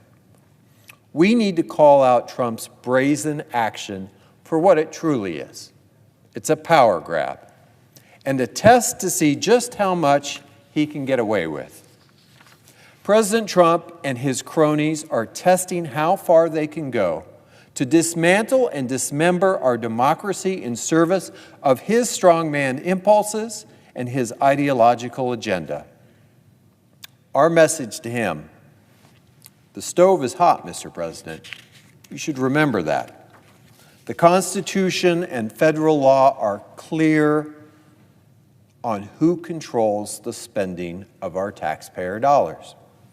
The president cannot simply override or delay or rescind Congress's appropriations bills once they are signed into law. Full stop.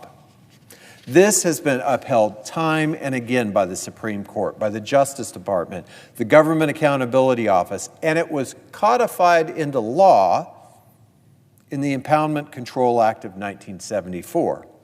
And that law, under that law, the president cannot unilaterally stop the disbursement of federal funds that Congress has appropriated and the president has signed into law.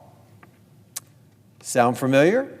A president unilaterally stopping the disbursement of federal funds that Congress has appropriated. Yes, this is exactly what President Trump just tried.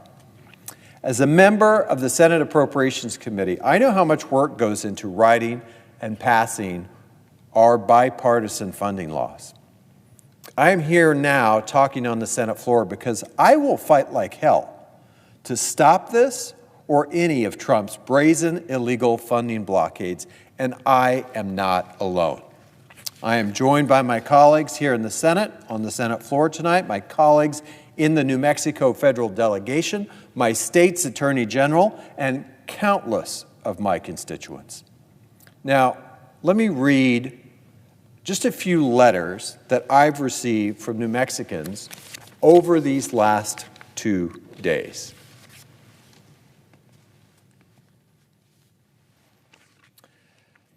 Tambra from Deming, who depends on Social Security disability benefits and Medicaid, scared she will not be able to keep up with rent or basic necessities during the pause.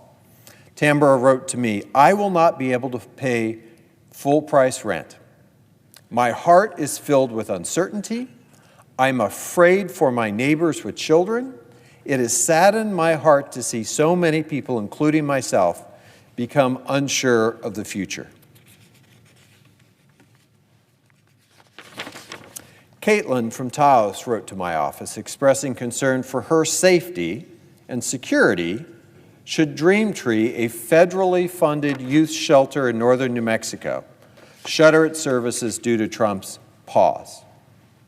She wrote, without Dreamtree, I wouldn't have a roof over my head, which would cause a lot of worry and fear, being vulnerable to sexual assault, which happened to me in the past. Dreamtree is not just a program, it's home. It's my safe space. Dolores from Albuquerque, fearful that she won't be able to make ends meet if she loses her job because of the freeze. She wrote to me, please help. I am a senior citizen trying to make ends meet. I am alone paying my own bills. I work in the Senior Community Service Employment Program, and President Trump's administration is going to cut the funding. I won't be able to pay my bills. I am so afraid. Shelley from Albuquerque, a dietitian nutritionist, scared for the very lives of her patients who depend on Medicaid to survive. She wrote to me, those I serve on the developmental disabilities waiver are Medicaid recipients, and some rely 100% on the specialized formula for tube feeding. To reiterate, they get 100% of their nutrition from that formula, primarily through a tube in their stomach. If they don't have it, they will starve. Louis from Las Cruces, who is concerned that his grandson won't be able to support his family if President Trump's order eliminates NIH funding, and consequently, his grandson's job. Louis wrote to me, my grandson graduated with honors from New Mexico State University. He's the recipient of an NIH grant, which has been suspended. He has a wife and child. I don't think that the president understands his actions affect real people. Joan from Santa Fe, who's already lost money due to Trump's funding freeze, Joan wrote, I've just lost a $5,000 contract, and this order is going to have a negative ripple effect throughout the economy. Please protect federal workers from the Trump administration's purge and harassment. Mara from Albuquerque, who is a biomedical student at the University of New Mexico doing cancer research, fearful of what this freeze means for her job and ability to do this important work, wrote, I am personally affected by this pause because of the NIH grants that sustain my lab, pay the salaries of my staff and students. These grants were applied for and awarded in good faith, and they pay for extremely important cancer research. Melissa from Albuquerque, who's a Head Start child care provider and has a son at Head Start. Melissa wrote to me, I'm employed by Head Start. My son is a student at Head Start. I believe in what we do. I believe in the men and women I work with. These teachers change children's lives. I am so saddened and stressed. Can you please help? Andrew from Albuquerque, a researcher at the University of New Mexico, whose work is funded by the National Science Foundation. Andrew wrote to me, I work at the University of New Mexico as part of a team entirely funded from the National Science Foundation. We have been notified that we may lose our funding. This will likely result in the loss of my job and those of my colleagues. Aiton, a Forest Stewards Guild member in New Mexico, worried about how a federal funding freeze could lead to more deadly and destructive wildfires across our state. Aiton wrote to me, this disruption puts New Mexico at significant risk for catastrophic wildfire as we head into another high-risk fire season. Sienna from Taos, a behavioral health care provider, concerned that the loss of federal funding could prevent her from meeting the needs of toddlers and their families. Sienna wrote to me, this is a total assault on New Mexico's most vulnerable populations. Our programs assist families every day, and this funding is at risk. Halting federal grants will impact the early childhood programs serving low-income kids. These letters paint a painful picture of the chaos and uncertainty that President Trump's actions have created in my state alone. What do you say to those Americans, President Trump? How could you possibly defend taking their taxpayer dollars, the work of their elected leaders, the Constitution you swore to defend just a few days ago, and pushing that all aside? And what funding exactly was thrown aside with it? Let me read you a list of funding impacted in just New Mexico, even as we still do not know which programs are or are not on the chopping block. I'll start with the New Mexico High-Intensity Drug Trafficking Area Program. If you have one in your state, you probably know it as a HIDA program. This program includes 17 counties who are coordinating on drug intelligence, interdiction, investigation, and prosecution efforts to reduce the impact of illicit drugs. These are the folks coordinating to go after the cartels, who are going after the fentanyl trafficking. How woke is that, stopping fentanyl trafficking? They received over $1 million last year for this work. New Mexico's program to prevent and prosecute violence against women. This program works to reduce domestic violence, dating violence, sexual assault, and stalking by strengthening services to victims and holding offenders accountable. New Mexico received over $1 million for this program last year. The New Mexico Crisis Intervention Program, created through our bipartisan Safer Communities Act, a bill that I helped to negotiate. This program funds the enforcement of red flag mandates to combat and prevent gun violence. Last year, federal funding for New Mexico's Crisis Intervention Program totaled over $4 million. New Mexico's Crime Victims Fund. These programs help New Mexican community organizations and public agencies provide services directly to the victims of crime. Last year, the Crime Victims Reparation Commission of New Mexico received $1.2 million in federal funds. Justice assistant grants for police departments. Last year, New Mexico local law enforcement entities received about $1 million in federal justice assistance grant funding, and that funding is used for personnel, equipment, training, and technical assistance for New Mexico's police departments. You heard from my colleague from Connecticut about fire grants, assistance to firefighter grants, and staffing for adequate fire and emergency response. These programs fund equipment and resources for our fire departments, including volunteer firefighters in rural areas and emergency first responders. Just last year, many of us in this body worked hard to get this program reorganized or reauthorized. And I can't tell you of another program that's more popular at home than the fire grants. And since 2015, fire departments across my state have received over $22 million through these programs. New Mexico Homeless Support Services. Last year, New Mexico nonprofits received $17 million through the Housing and Urban Development Department's Continuum of Care program to help put a roof over the heads of people who've been living on the streets. Road improvements to prevent traffic deaths. You heard me, those woke road improvements. In 2024, New Mexico local governments received almost $2 million to make our roads safer. Local governments from Truth or Consequences to the Pueblo of Santo Domingo rely on this funding to make their streets safer. Road construction for railroad crossings. Recently, New Mexico was awarded $44 million for road construction in Gallup to build a safer rail crossing.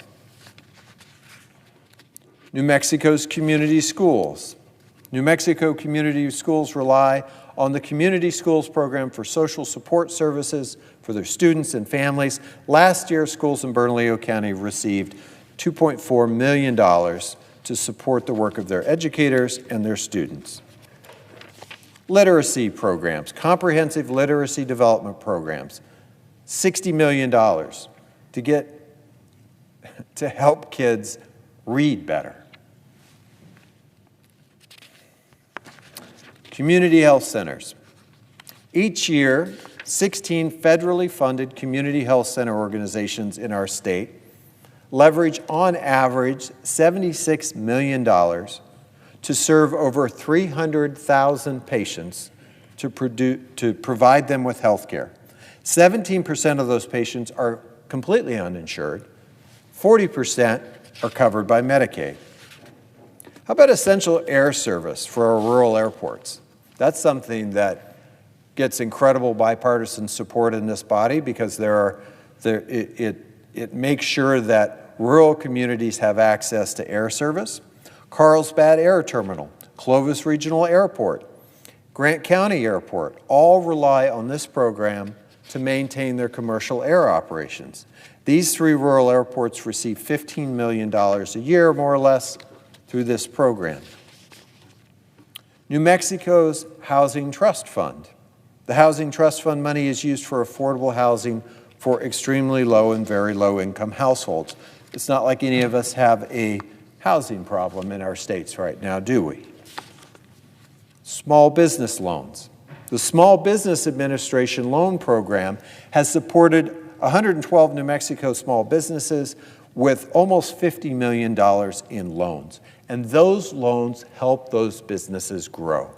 They allow them to purchase new facilities, equipment, supplies. Let's not forget New Mexico's farmers. Last year, New Mexico received funding to support our specialty crop farmers. Those are the farmers who grow crops essential to the economy, as well as to the history, the identity of our state. Crops like chili, onions, pecans, garlic, stone fruit. Just a few examples. These programs that I've just read through are a fraction of the list. They aren't even a quarter of it. So let's go a little deeper now into more concrete examples of the disruptions and harm caused by President Trump's blockade. And each of these were shared directly with me or with one of my staff just in the last day and a half.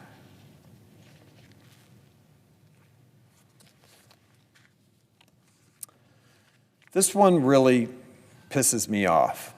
Sexual Assault Services of Northwest New Mexico. They provide life-saving services to sexual assault survivors in our state.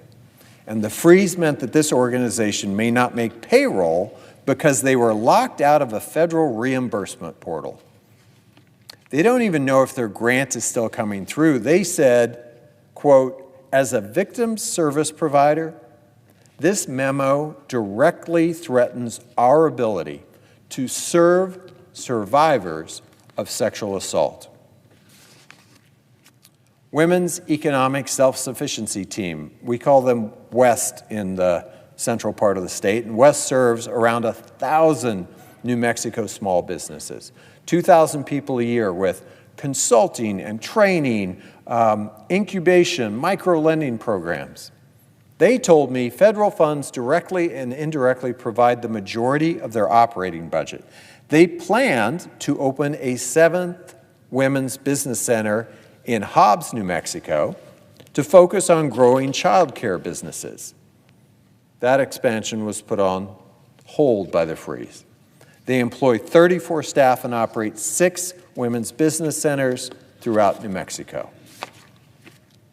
They're incredibly concerned about the continued survival of the SBA Office of Women's Business Ownership and the Minority Business Development Agency. Here's another really woke one. Cannon Air Force Base and the Oglala Water and Land Conservancy. They told me the Readiness and Environmental Protection Integration Program that's at risk is more than a funding mechanism, it is a lifeline. This project addresses the incredibly severe water scarcity challenge faced by the entire region, where groundwater from the Oglala Aquifer is now the sole source of water for municipal, industrial, and agricultural needs. But without this program, the Oglala Aquifer is projected to lose its functional capacity as early as 2028. That would leave the region without water that they need to survive, but it also cripples those local communities, and it would jeopardize the very viability of Cannon Air Force Base and the Melrose Air Force Range. Albuquerque Public Schools. This is the largest school district in New Mexico. It's actually the 31st largest in the entire nation. It serves almost 80,000 students across 143 schools, and one of Albuquerque's largest employers with over 11,000 staff, well over 5,000 teachers. Because of the freeze, APS was forced to halt all non-staff related funding for grants from the Department of Education, Centers for Disease Control and Prevention. Here's what they told me. APS paused spending on its federal community school grant, magnet school grant, Centers for Disease Control grant, and transportation funding for upcoming college field trips. Their community school grant provides essential support, including counseling, tutoring, food assistance, and housing programs for almost 2,000 students across 3 schools in Albuquerque. We've learned that these community schools are vital to better outcomes in our public schools. The Magnet School Grant serves over 2,000 students across 4 more schools, funding programs that keep students engaged and prepare them for the 21st century workforce. The CDC Prevention Grant supports students in all of our 141 APS schools, providing critical health and wellness resources. Finally, students at 13 schools who were looking forward to a college field trip to New Mexico Tech next month just had their trip canceled because the district could not access federal grants to pay for their transportation. Silver Consolidated Schools, which serves over 2,500 students and their families in southwest New Mexico. They told me the Silver Consolidated School District is 2 years into their 5-year, nearly $6 million school-based mental health services grant. And this grant, created once again in the Bipartisan Safer Communities Act, has allowed the school district to put mental health services in each school in the district. These are services that the students, especially those in crisis, have come to rely on in a 4-county region that lacks basic mental health services.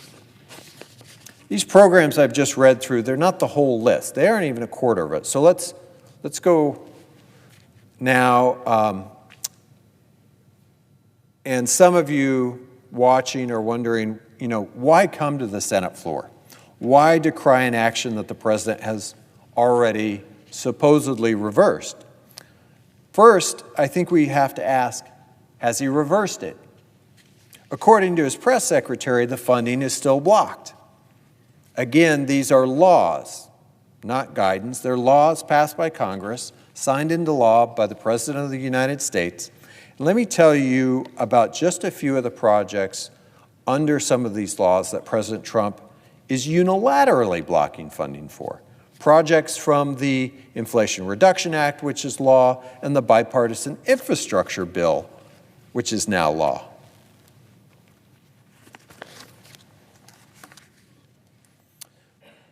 Over $9 million for the Eastern New Mexico Rural Water Project, which would continue fieldwork and design on a project that will eventually bring drinking water to more than 75,000 people in Clovis, Portales, Cannon Air Force Base, and other communities in eastern New Mexico. Another $5 million for the Jicarilla Apache Rural Water System project, which would contribute to final design and construction of the water system serving the Jicarilla Apache Nation. Just over $5 million for the city of Santa Fe from the infrastructure law to complete the San Juan Chama return flow pipeline that will return treated, unconsumed San Juan Chama water back to the Rio Grande. This project was Santa Fe's primary strategy to mitigate the water supply shortages that we struggle with and create a sustainable water source. I could go on and on and on, Mr. President. It is really remarkable how many people in my state have just been thrown into chaos by all of this. Now, before I finish, I want to be clear that this type of chaos and uncertainty is not what Americans elected President Trump to deliver. It's illegal. It's the type of action that puts our democracy, really the whole structure of our government, in jeopardy. But if your focus is just on money, if the fate of our democracy feels a little too abstract, then understand this. President Trump has also blocked funding from going out under the infrastructure law and the Inflation Reduction Act. It's not what New Mexicans. Again, these laws are laws passed by Congress, and it's certainly not what New Mexicans sent me to Washington to deliver. They want certainty. Americans are calling on us, really all of us, to work together on policies that will bring down the cost of their groceries, their rent, their internet, their health care. They want us to help get fentanyl off of our streets or make our communities safer and support survivors of sexual assault. They want us to put our veterans in safe housing. And according to a number of New Mexicans, they still can't access federal funding. They want us to help the small businesses and support the public lands that are the beating heart of local rural economies. They want us to create jobs that they can build a family around, jobs they can be proud of, jobs that are in their own communities. They don't want all this chaos. I would hope that my Republican and my Democratic colleagues alike, especially the appropriators, we work together every single year to try to produce bipartisan bills. By nature, those bills have to be written in a bipartisan way. I've written many of those bills since I joined the Appropriations Committee with my Republican colleagues, some of which got reported out of committee unanimously. I hope we can all join together in calling on the President to just get back to following the law that we all passed together. Let's get back to creating certainty for our communities, for our small businesses, for our democracy itself. Benjamin Franklin put it years ago like this: we have a republic if we can keep it. I will fight like hell to keep it, and I know that I am not alone. Thank you, Mr. President.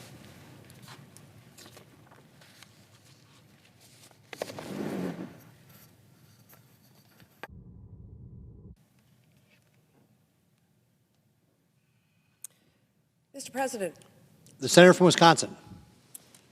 Mr. President, I'd like to just step back a minute and reflect on the last 10 days. That's right, it's just been 10 days since Donald Trump was sworn in as our president. I know, like myself, many Americans feel like it's been much longer given the onslaught of news and chaos that we've experienced in that time. First, there was the inauguration speech. Instead of talking about uniting our country and mapping out a real plan to address Wisconsinites' needs, he used his first moments as president to suggest we rename the Gulf of Mexico to the Gulf of America, all while his billionaire friends looked on from front row seats. Then there was the flood of day one executive orders, among other things attempting to end birthright citizenship and removing the United States from the World Health Organization and removing the United States from the Paris Climate Agreement. And of course, I would be remiss if I did not highlight that the president also pardoned over 1,500 criminals who had participated in a violent insurrection.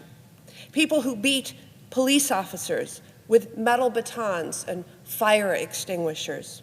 People who tased cops, all in the name of undermining the will of the American people and overturning a free and fair election. So much for tough on crime. And this was just day one. Chaos, chaos, chaos. Now, I will fast forward to Monday night of this week, when the Trump administration directed virtually all federal agencies to cut grants and loans that millions of Americans rely on. There were barely any details on what programs were impacted.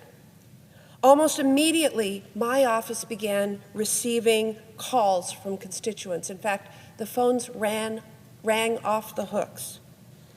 Child care and Head Start programs reached out concerned that they would have to shutter their doors or lay off staff if federal funding was paused. One Head Start program told me that their portal to access the funds that they need to stay open was down, inaccessible. And I heard from another Head Start program in western Wisconsin that serves hundreds of children. They told me that they'd have to start laying off employees as soon as Thursday if their funding was cut. Let's just think about what that means in practice. Maybe a parent is getting home from work after a long day and gets a phone call that the place that they use for daycare will be closed for an indefinite amount of time. Will they be able to go to work the next day? Who is going to come forth to care for their kid now? A deputy fire chief in a rural central Wisconsin community reached out to me. Without federal funding, he'd have to lay off as many as 9 firefighters. Would this mean longer waits for residents, for a firefighter to respond to an emergency if their house was on fire? Another fire chief in northern Wisconsin called me to ask whether his volunteer department could go ahead with needed upgrades for their equipment. Without their federal grant, which was more than half of their operating budget, they would not be able to purchase the new chassis needed for their department's purposes.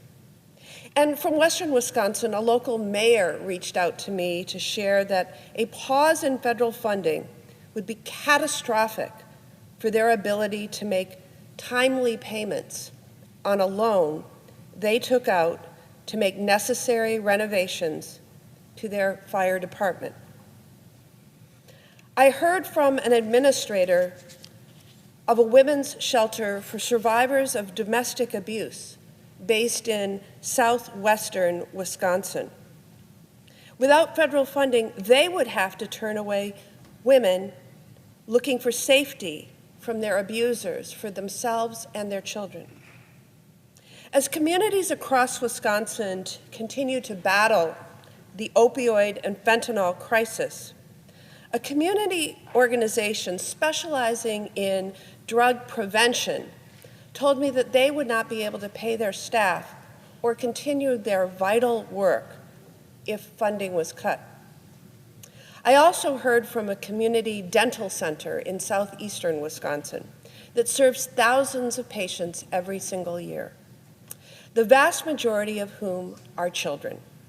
They told me that without their federal funding, they would be at significant risk of closing within a matter of a few short months. And as a result, thousands of children would have nowhere to go to receive dental care. And 45 individuals would be out of employment.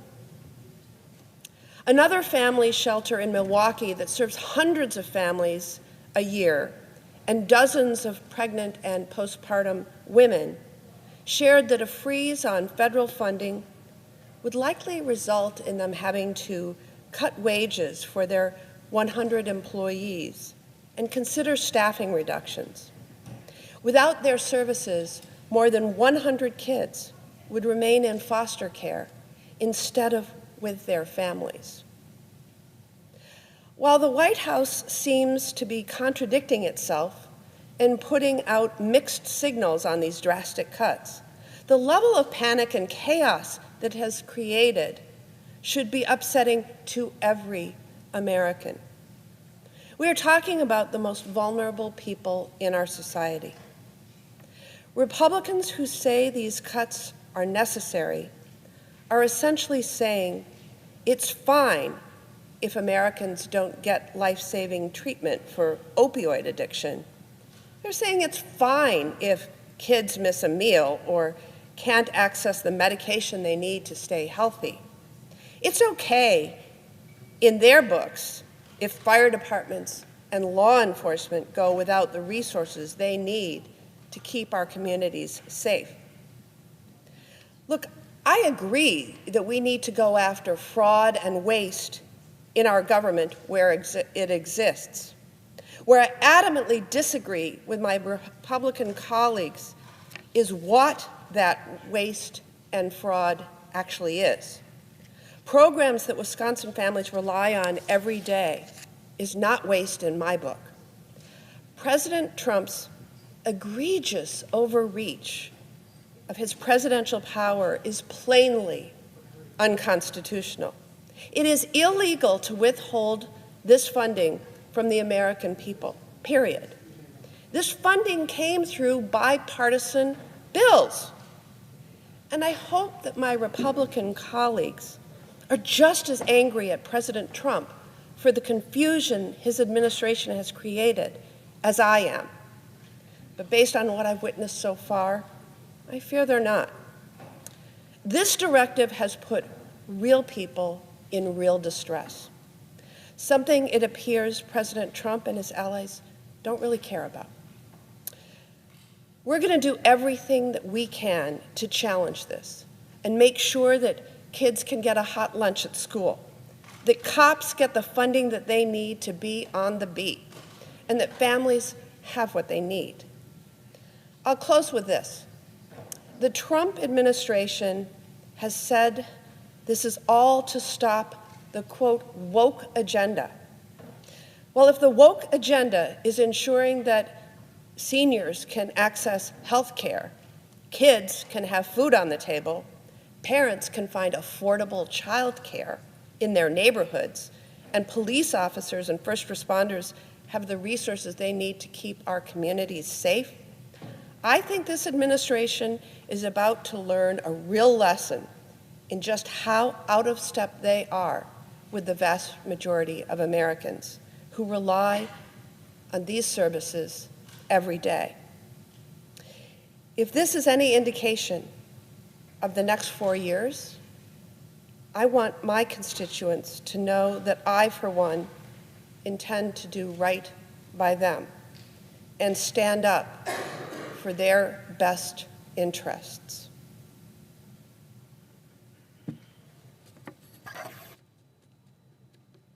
Mr. President, Senator from Maryland.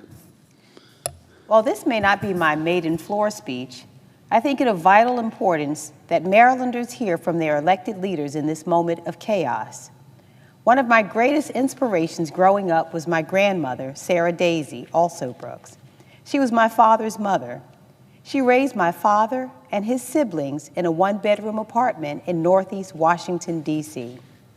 My grandmother wanted for her family what all Americans want for their families: an affordable home to live in, a job that allowed her to support her family, and a safe community to raise her kids in.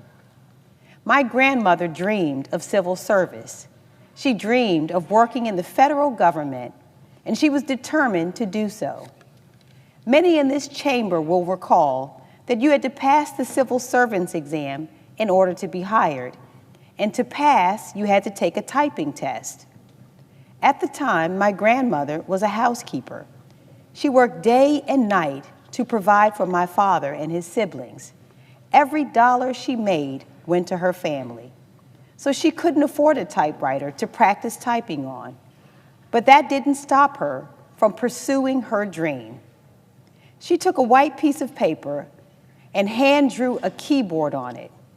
She taped that white piece of paper up on the refrigerator, and every night, after my dad and his siblings went to bed, she stood in front of that refrigerator and practiced on that white piece of paper. She taught herself to type every keystroke. It was with fierce determination, the same determination that I've seen in so many mothers and fathers who just wanted their kids to have more opportunities than they did, that she learned to type. She took the test and she passed. She got the job she dreamed of, working in the federal government. And she was so proud of herself. She worked for the Pentagon, and I can still remember she'd come home and she'd tell me, you know, I saw General this person and General that person in the hallway that day. She knew that the work she did mattered. For her, working in the federal government wasn't just a job. Working on behalf of the people of the United States was her American dream. It's that kind of pride that makes our federal workforce so special. The thousands of men and women who show up every single day to work on behalf of the people of this great nation. They are public servants in the truest sense of the word. At the National Institutes of Health in Bethesda, Maryland, they're researching cures for cancer, trying to make sure that when a family gets that devastating news of a loved one who's been diagnosed with cancer, they have options. At the Food and Drug Administration in Silver Spring, Maryland, they're working tirelessly to make sure our food is safe to eat. At the Social Security Administration in Woodlawn, Maryland, they're working to make sure that our seniors have access to their hard-earned benefits. These civil servants are patriots, just like my grandmother. They love their country. They work for Democratic presidents and for Republican presidents. Their focus isn't on the politics of the day, it's on the mission of the federal government to serve the people of the United States of America. So you can imagine my deep frustration with this current administration that has decided to target these hard-working Americans in what I can only describe as a witch hunt. When I think of the people being pushed out, I think about people like my grandmother, hard-working folks who wanted to make a difference in this country. The calls that I'm getting are equally heartbreaking as they are infuriating. I spoke with a woman just this morning who worked at the Department of Health and Human Services for over 35 years. She's been put on leave as a part of one of the president's executive orders. I spoke to another woman who spent over 37 years at the Department of Agriculture. And believe it or not, she was placed in a position under this current president's first administration. But now she's been let go. These are people who have worked under President George H.W. Bush, a Republican, President Bill Clinton, a Democrat, President George W. Bush, a Republican, President Barack Obama, a Democrat, President Donald Trump, a Republican, and President Joe Biden, a Democrat. Because for these women and countless other Marylanders, it's not about which party is in power, which president won the election. It's about the work. It's about doing their part to make sure that our government functions. I represent the highest number of federal workers per capita in the country. No state has more federal workers per capita than the great state of Maryland. These are our friends, our neighbors, our mothers, our fathers, and yes, our grandmothers. The fact that this administration has decided to disparage and demean these civil servants is infuriating. The bullying, the scare tactics, and the smoke and mirrors are unacceptable. These hard-working Marylanders deserve better. I want every federal worker in Maryland who sees this to know that when they see me in these halls, they must also see you. And what we know now is that this administration isn't stopping at our civil servants, which brings us to the last 48 hours. Let's recap. The administration issued a cruel and callous directive. No longer was the target just federal workers. Suddenly, it was the entirety of the American people. Because what this directive did was freeze federal funds, a move intended to sow chaos and confusion, to instill fear. You don't have to take my word for it. Talk to the countless Marylanders who called my office, veterans who were scared that their benefits wouldn't go through, seniors who didn't know if they would still have Medicare, families who relied on SNAP benefits who didn't know if they'd be able to feed their kids. These were the calls my office was getting yesterday, all because the president decided to freeze federal funds. And I don't know how to make this more plain. This impacted so many people. People who voted for this president, people who did not vote for this president, and people who didn't vote at all. We're talking about law enforcement officers who rely on federal funds to protect victims of domestic violence, women and children. I was a full-time domestic violence prosecutor, the first in my county. So when I hear that the President of the United States is making it harder for these victims, you can imagine my deep frustration. And know this, we are not going to accept this. So I'd like to take a few moments to paint a picture of exactly the kinds of Americans that this administration is targeting. Seniors and people with disabilities. Maryland is home to 1 million seniors and nearly 670,000 people living with disabilities. At the Department of Health and Human Services, the Administration for Community Living covers all the programs and services that help older adults and people with disabilities. Their work is essential, and it connects seniors with employment opportunities, provides support for caregivers like my father, supports states in providing nutrition services for seniors, just to name a few. Services for seniors on the chopping block.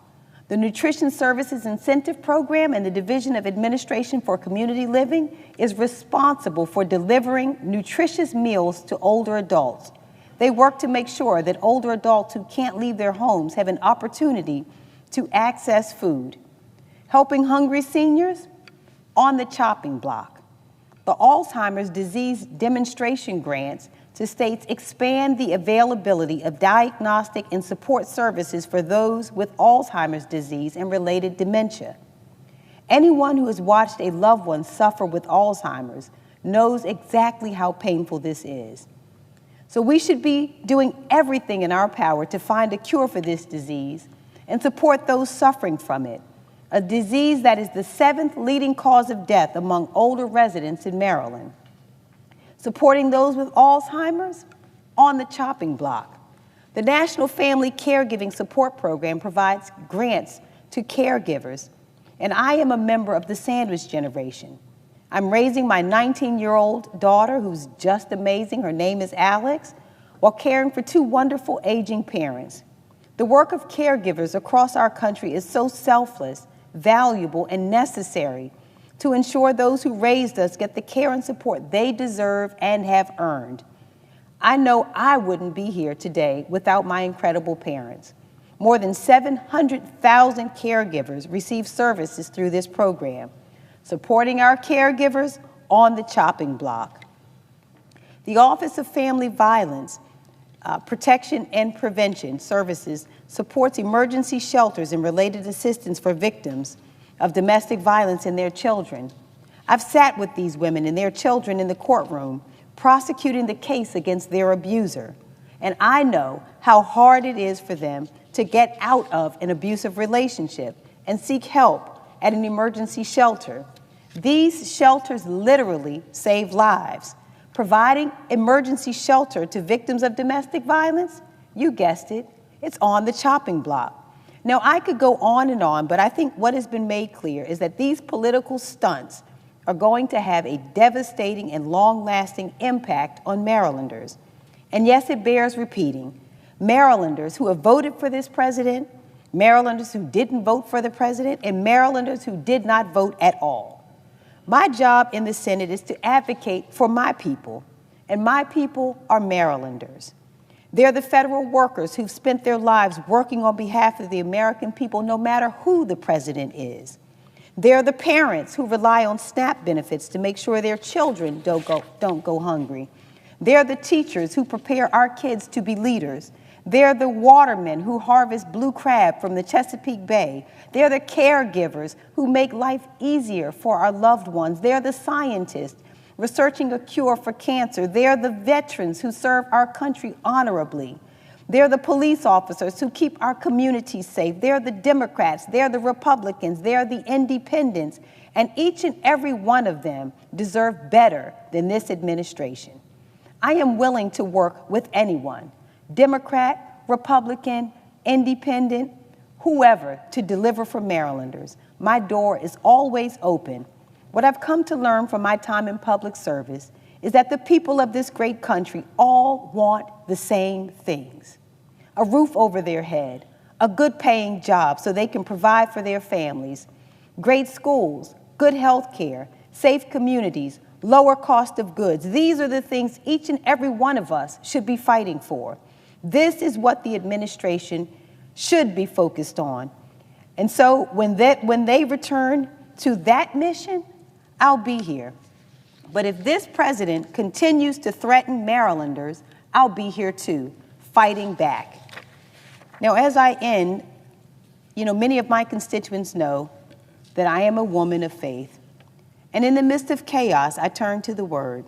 So I'd like to close by sharing scriptures of encouragement, words that speak to us in tumultuous times and remind us to love one another. 2 Timothy 1:7 says, "For God hath not given us the spirit of fear, but of power and of love and of a sound mind." Romans 12:12 says, "Rejoice in hope, be patient in tribulation, be constant in prayer." Joshua 1:9 says, "Be strong and courageous, do not be afraid, do not be discouraged, for the Lord your God will be with you wherever you go." James 1:2-4 says, "Count it all joy, my brothers, when you meet trials of various kinds, for you know the testing of your faith produces steadfastness." Psalm 34:17 says, "The righteous cry and the Lord hears and delivers them out of all of their troubles." 1 Corinthians 14:33 says, "For God is not the author of confusion, but of peace, as in all churches of the saints." John 16:33 says, "These things I have spoken unto you, that in me ye might have peace. In the world ye shall have tribulation, but be of good cheer, I have overcome the world."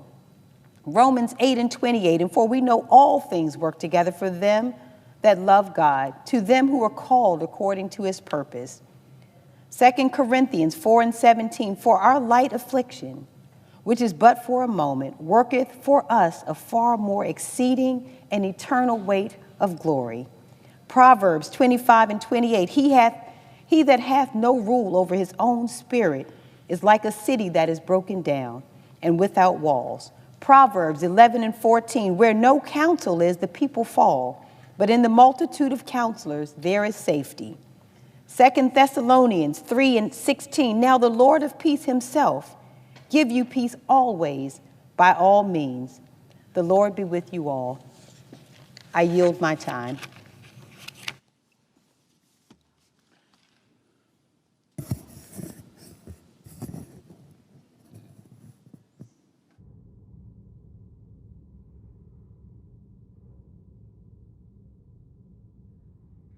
Mr. President. The Senator from New Hampshire. Thank you, Mr. President. Before I start my remarks, I do want to note that we have had news just now of a terrible tragedy at DCA.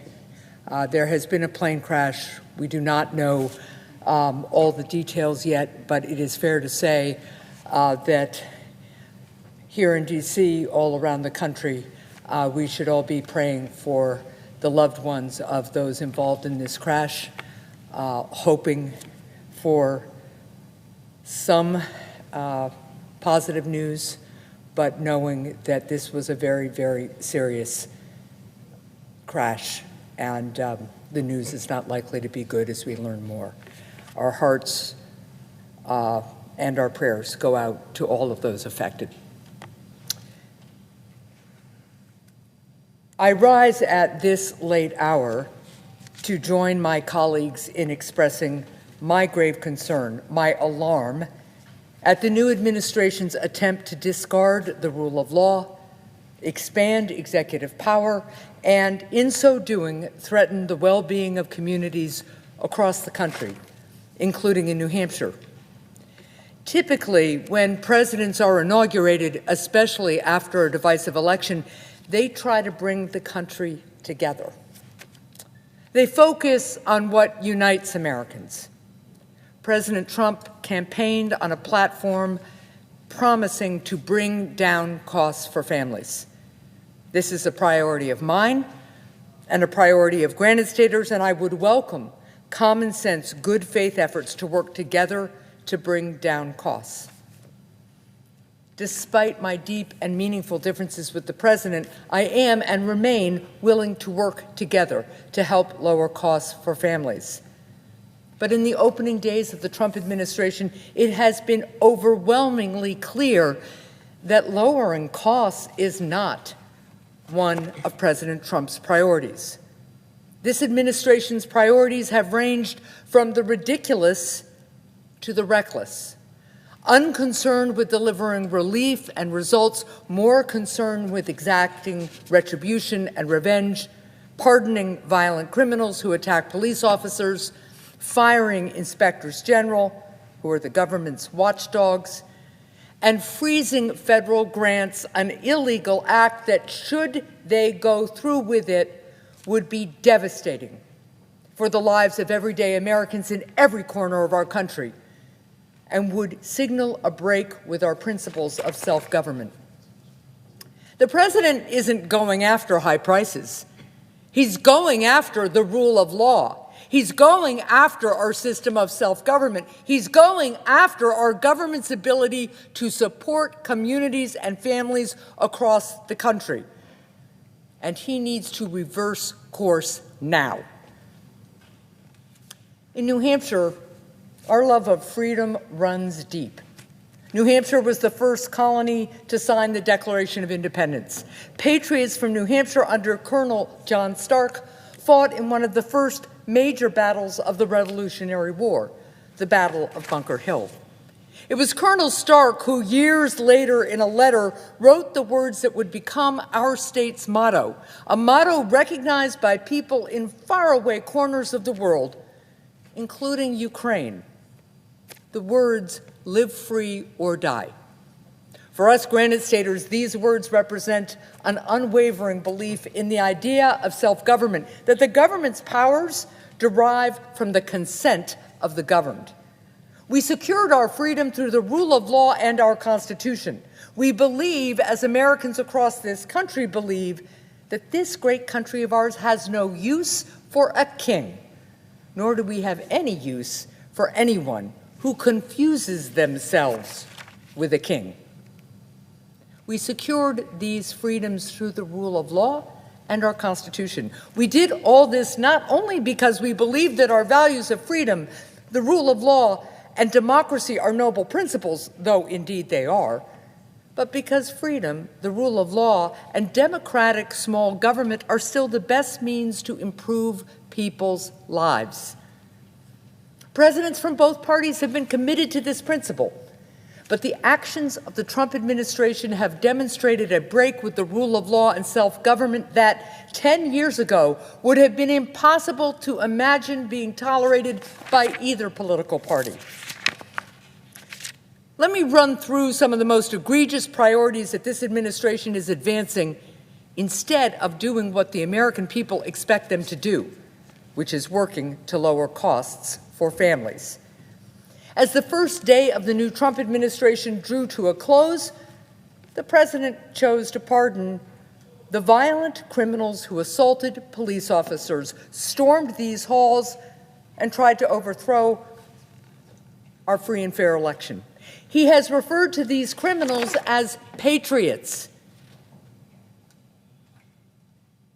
The patriots on January 6th were the Capitol Police who saved lives, including the vice president's, and saved our democracy. The violent criminals who assaulted police officers, who beat them with fists and flagpoles within an inch of their lives, do not deserve our praise nor our pardon. To pardon them, as the president did, is to venerate lawlessness, reward violence, and betray police officers. Police officers have some of the hardest jobs around. They deserve a president who has their backs. Instead, the president sent the message that violence against police officers is permissible, even laudable, if it is in his name or to advance his political cause. I'd suggest that the president meet with the families of those officers and explain to them why these criminals deserved a pardon, why he thinks people who attack police officers are patriots. The pardons have been issued. These violent criminals are now free. January 6th is now a part of our history, and time marches on. But the shamefulness of the president's decision will not fade away. Of course, the pardons were only the beginning. By the end of the week, late on Friday night, the president attempted to fire at least 17 federal inspectors general. Inspectors general offices are indispensable watchdogs who identify tens of billions of dollars in savings per year, and they crack down on fraud, abuse, and corruption. They hold big corporations to account, preventing those corporations from ripping off the American taxpayer, such as through overpayments on federal contracts or Medicare reimbursement. But in order to do their jobs effectively, inspectors general are supposed to be apolitical and independent. They need to be able to operate without fear or favor. Their job is not to serve the president's agenda. Their job is to serve the American people. But President Trump, in a reckless, illegal, and politically motivated act, tried to reduce what is a pillar of government accountability to a rubber stamp for his agenda. Even if one is not concerned with the illegality of this act, though you certainly would hope that the president would be concerned with following the law, this action to expand and consolidate executive power does nothing to bring down costs, and in fact will make government less efficient, open the door to rampant corruption, and waste more taxpayer money. So why is an inspector general important? To begin with, an inspector general tasked with finding ways to save taxpayer money would not do so by releasing a memo freezing federal grant funding across the board for every community in every corner of the country. In a truly unprecedented act, President Trump ordered the freeze of nearly all federal grant funding. This includes grant funding for firefighters, for police departments, for care and shelter for veterans, for disaster relief, for resources to fight the spread of fentanyl, for law enforcement fighting drug trafficking, for school lunches, for special education for students with disabilities, for small business grants, for community health centers, in short, for virtually every part of American life. Then, the administration released a memo doubling down on these efforts and offering more chaos and more questions than answers. Communities across the country began to scramble to find out if they were losing their funding and for how long. My office and the office of every senator and governor in the country have been deluged with frantic calls from our constituents desperate for answers. Since then, the administration announced that the memo was rescinded. Then the White House announced that rescinding the memo was, quote, not a rescission of the federal funding freeze, close quote, only further muddying the waters. The White House continues to send out confused and chaotic messages. The administration has suggested that those of us who are speaking out about the devastating consequences of their actions are being alarmist. They have given glib assurances that the funding from particular programs will not be cut. This is, of course, ridiculous. This is the White House's mess. This is the president's chaos. It's not on the American people to do the White House Office of Budget and Management's job for them. It's not on the American people to determine how this order is being implemented and what funds are being impacted. It's on this White House, it's on this president to take ownership of a mess that started with the president's orders, this self-inflicted disaster. The alarm that I hear from my constituents is real, because the devastating consequences to our communities and our families if these grants remain frozen are very, very real. These grants are not toys to be played with. They're not a political football to toss around. Behind every one of these grants are people whose lives depend on this funding. It is not okay, it is not permissible for the people who rely on these grants to be left waiting for clarity from the administration, hoping that the president can summon enough magnanimity to restore this funding. Let me talk for a moment about why these grants matter, the people whose lives are being played with. In New Hampshire, Granite Staters have been devastated by the fentanyl crisis. Everyone in our state knows someone, or knows someone who's been personally affected by this crisis. Last year, a woman who I was talking with about the mental health of our young people in our schools approached me after an event, told me that she had lost 3 brothers to the fentanyl crisis. 3 brothers from one family. Far too many young people have been lost to addiction. Far too many promising futures have been lost. Young people with a lifetime's worth of hopes and aspirations cruelly dashed by an overdose. In New Hampshire, it's been a struggle just keeping our heads above water when fighting this crisis. Every time we begin to get a handle on it, a new threat emerges. It is tough work that has required the dedication of public servants from across our community: law enforcement officers, addiction specialists, teachers and school administrators, veterans organizations, hospitals, parents. It has required the uncommon devotion of everyone. And while we've made progress, the challenge is still as daunting as anything our state has ever faced. The progress that we have made, though, has been possible in part through federal grant programs, including the State Opioid Response Grant, grants to community health centers, funding for law enforcement, and recovery services block grants. This funding across a range of sectors has allowed us to get more resources behind successful programs and strategies that have proven records of working. For rural communities in particular, these federal dollars make an extraordinary difference. Lives have been saved because of this funding, but President Trump would end these grants. Another grant which would be frozen by this order are grants for firefighters. The firefighter grant program has been invaluable in helping fire departments in big cities and small towns alike to modernize their equipment, hire more firefighters, and provide more training so that our first responders can do their jobs safely and effectively. Being a firefighter, Mr. President, is an unimaginably tough job. Every day, they know that they can be called to rush into danger to save lives. I've had the privilege of visiting fire departments across our state that have benefited from this program, including in Berlin, where thanks to federal grant funding, they were able to secure a new engine, which will replace one that the fire department has had to rely on for 43 years.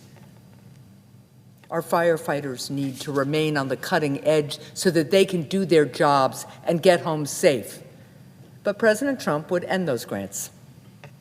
Federal grants are also indispensable for keeping police departments fully funded. For instance, COPS grants are vital for giving departments the resources to remain fully staffed. New Hampshire received a $1 million COPS grant in 2023 to help develop an anti-heroin task force. At a time when police departments are often stretched to the limit, freezing these funds is reckless and dangerous. Let me be clear on this point. I have proudly stood up to members of both political parties when they've attempted to defund our police departments. The most important job of government is keeping people safe. Defunding police departments is always wrong, and President Trump's order to defund police departments is wrong now. Though perhaps we shouldn't be surprised. After all, a president who would pardon violent criminals who assaulted police officers can't be trusted to put police officers first and his political ambitions second. This is just a small sampling of the grants and people who would be affected by an across-the-board funding freeze. President Trump seems to spend most of his time with the multimillionaires and billionaires who want even more tax cuts for those already at the top. The president perhaps would know the dangers of his actions if he knew the Granite Staters that I know, who I have the privilege of representing. The president has been to New Hampshire in the past and seen our state from the stage of his rallies. He has seen New Hampshire under the glow of television lights, under the gaze of cameras, surrounded by campaign signs emblazoned with his name. But perhaps if he knew the Granite Staters who have been writing and calling in alarm to my office, he would learn about the people whose lives would be hurt by this grant freeze. Because if he talked with New Hampshire police officers, he'd know that they need every dollar that they can get as they work to get fentanyl off our streets, as they try to keep our children safe from addiction, danger, and despair. If he listened to the Granite Staters who volunteer at our homeless shelters, he would hear about how federal funding is used to help homeless veterans, to ensure that our heroes have a place to rest their heads on a snowy, cold New Hampshire night. Earlier this month, I had the privilege of visiting Sunset Heights Elementary School. I talked with students. They told me about what they were learning and why they love their school.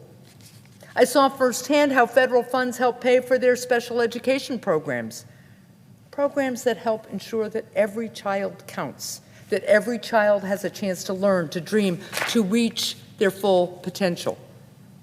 It was a wonderful day. These were wonderful kids, and no one is made better off by having the funding for their special education programs jeopardized, frozen, or taken away. Or perhaps, Mr. President, if you knew the Granite Staters who live in Berlin in New Hampshire's North Country, you need not look further than the new breathing apparatus that they now have that sit ready for our bravest to grab as they run towards danger, to know why these grants matter and should not be frozen. Because this act, freezing these grants, would prevent other stations from getting the help that the Berlin Fire Department received. Mr. President, do you think it was a mistake that the Berlin Fire Department received this grant? These are the people, the faces behind these grants, this federal funding. Our fellow Americans who live, breathe, and provide for their families within the margins of these budget lines, whose dignity and safety, whose hopes and aspirations should be regarded as more than just the stitching of a political football. Perhaps the administration will restore some or even all of this funding, but it shouldn't have to come to this. Even now, the American people don't know what funding is affected and what funding is not. The American people, the people who the president serves, would like to know, would this administration be inclined to make up their mind on precisely what funding they would like to freeze, what funding they would like to take away? The American people want to know what part of the American life is the president willing to devastate. People's safety, their jobs, their health, their fire and police departments, their lives should not wait in the dock subject to the confused wordings and impulsive whims of the next tweet, the next press release, the next ill-devised memo to be issued and reversed and reissued again. We work for the American people, and they deserve so much better. President Trump's order will not only hurt the lives of Americans all across the country, the order is also illegal and at odds with our American belief in self-government. The president does not have the authority to freeze or take away funds that have already been allocated by Congress. It's Congress, not the president, who makes laws. And that's not a technicality. That's what separates democracies from authoritarian states, presidents from kings. So even if the administration announces that they will restore every dollar of funding, even if they do not threaten any grant in the future, let's be clear.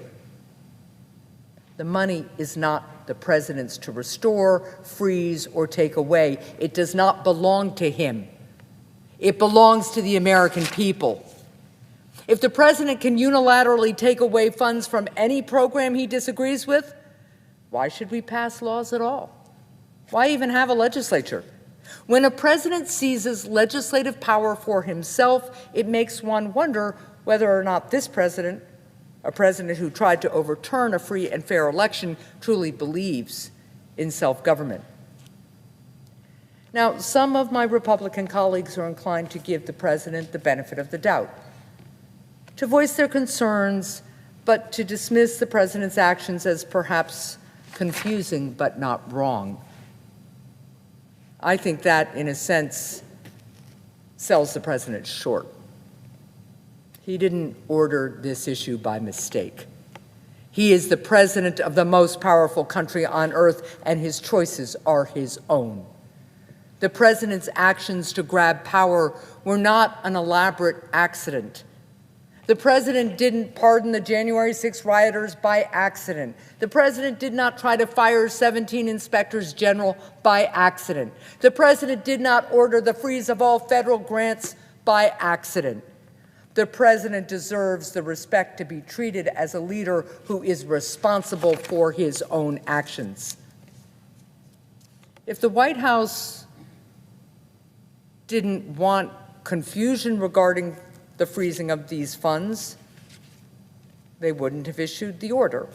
If the White House didn't believe that the president has the unilateral power to take away funds allocated by Congress, then they wouldn't insist that he has the authority to do so. And let me be clear. Leaders who respect the values that define us as Americans, freedom, democracy, the rule of law, they don't confuse violent criminals with patriots. And leaders who intend to govern above reproach do not fire the people's watchdogs in the cover of night. The president is using his opening days in office to test our society's capacity of outrage, to test the loyalty of the Republican caucus, and to push the limits of the rule of law and self-government to, in short, see how far he can go. Perhaps even hoping that in this relentless tumult, we become accustomed to the bending and breaking of the law. I understand that my Republican colleagues support the president. I understand that they support much of his agenda. But this is a pivotal moment. My Republican colleagues need to decide just how far they are willing to go. If they're not concerned by the president's actions, I urge them to consider the precedent that President Trump is setting up? Would they be comfortable with a future Democratic president purging the government of all of its watchdogs? Would they bestow on a Democratic president the power to unilaterally defund programs that Congress passed into law? Because this will not be the last time that President Trump will test the limits of what my Republican colleagues are willing to swallow. That is, of course, the problem with appeasement. Once the bully is appeased, the bully simply demands more and more. And even if the president restores all of these grants, even if this entire episode is mere sound and fury, that restoration offers no promises for tomorrow when a leader gains a power. History tells us that they are inclined to use it, and they are certainly not inclined to give it away. The decision to give the president the power of the legislature to control the purse will live on beyond this night. My Republican colleagues have to decide if abdicating their authority as the people's trusted representatives to make laws is a bridge too far or is merely a lamentable but acceptable burden to appease this president. So it's unfortunate, to say the least, that we are mired in this chaos. We live in such a great country. America is positioned to outcompete our rivals. We have the best scientists, entrepreneurs, workers, and a fighting force in the world. What more could we do? What great things could we accomplish if we were not devoting our energies to overcoming chaos of our own making, of President Trump's own making, of devoting all of our hours to binding self-inflicted wounds? I know that both parties and the president can find ways to work together. We've done it before during the president's first term. For instance, to end surprise medical billing, get more resources to tackle the fentanyl crisis, and to deliver for veterans.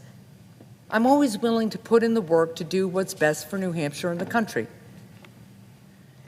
In this moment, perhaps above all else, the people want us to work together to bring down high costs.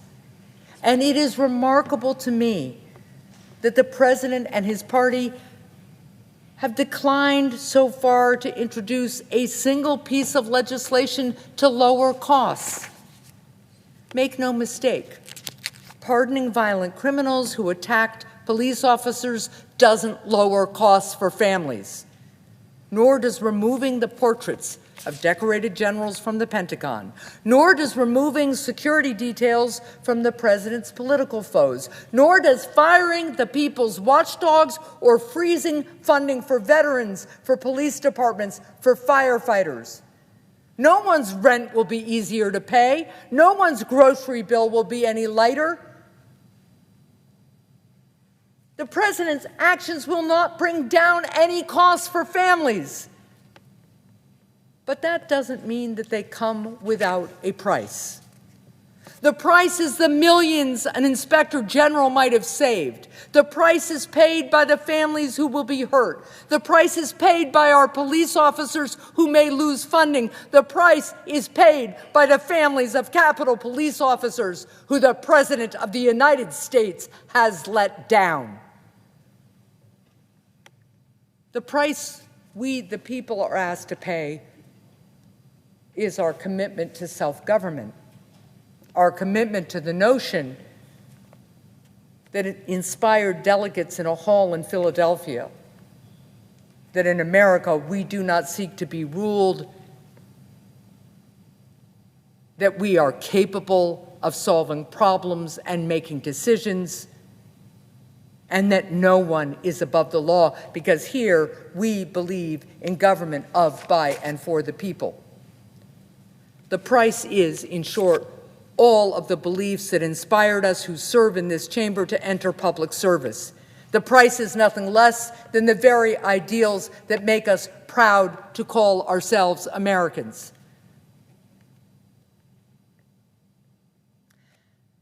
As we near midnight, we will mark the birthday of another president, Franklin Delano Roosevelt.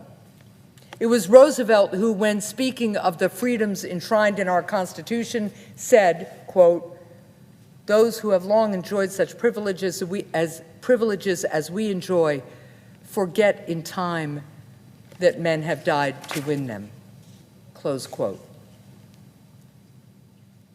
We've come too far and sacrificed far too much for freedom and for the miracle of self-government for us to discard these ideals for political expediency, to dispense with the rule of law as the latest casualty of the president's self-described quest for, quote, retribution, close quote.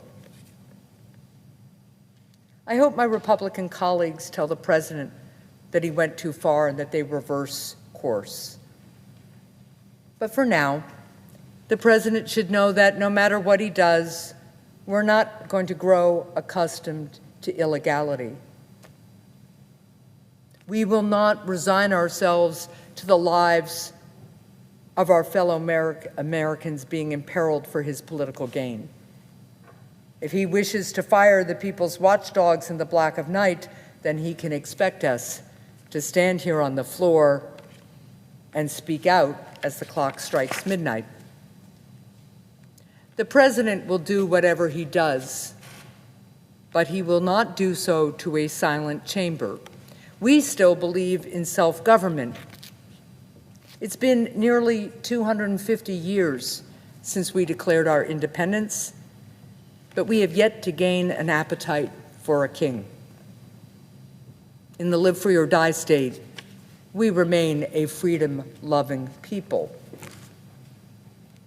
We know that problems get solved for real people, for real families, that prices get lowered, that people have a chance to build a future, to own a home, to save for retirement, to send their kids to college, to have a vacation, to live a life that they build in the way that is best for them. We know that the way to do that is to ensure that our democracy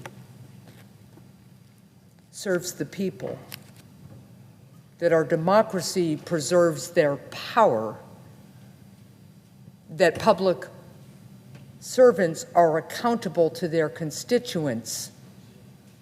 That's how we make sure that the American dream continues. I urge the president to reverse course, to get to work on a bipartisan basis, to stop the uncertainty and unpredictability that so many people are faced with right now as they try to make decisions about keeping a daycare center open, hiring new police to keep our streets safe, hiring nurses to keep our rural hospitals open.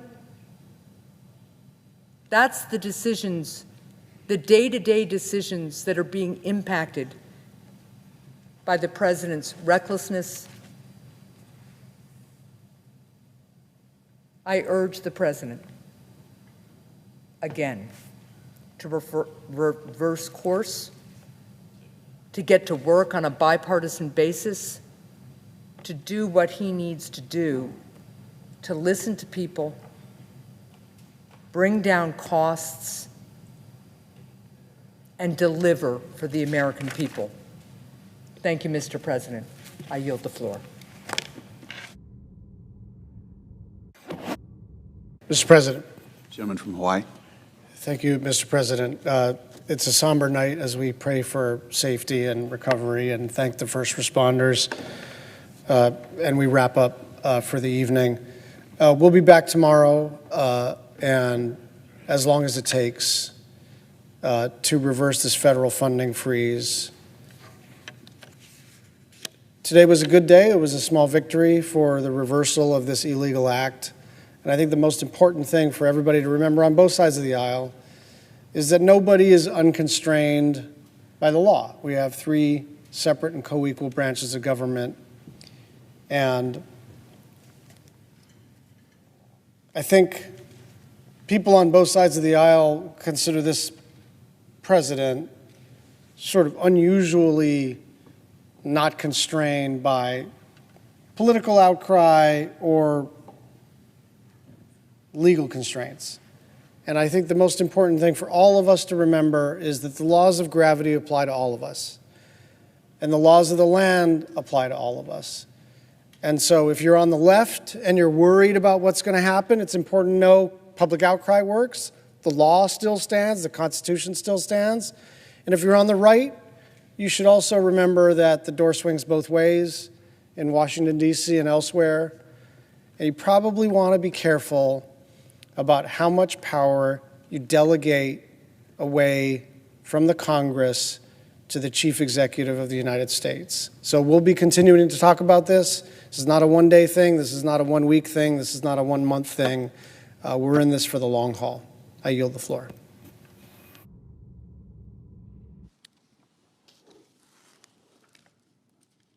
Under the previous order, the Senate stands adjourned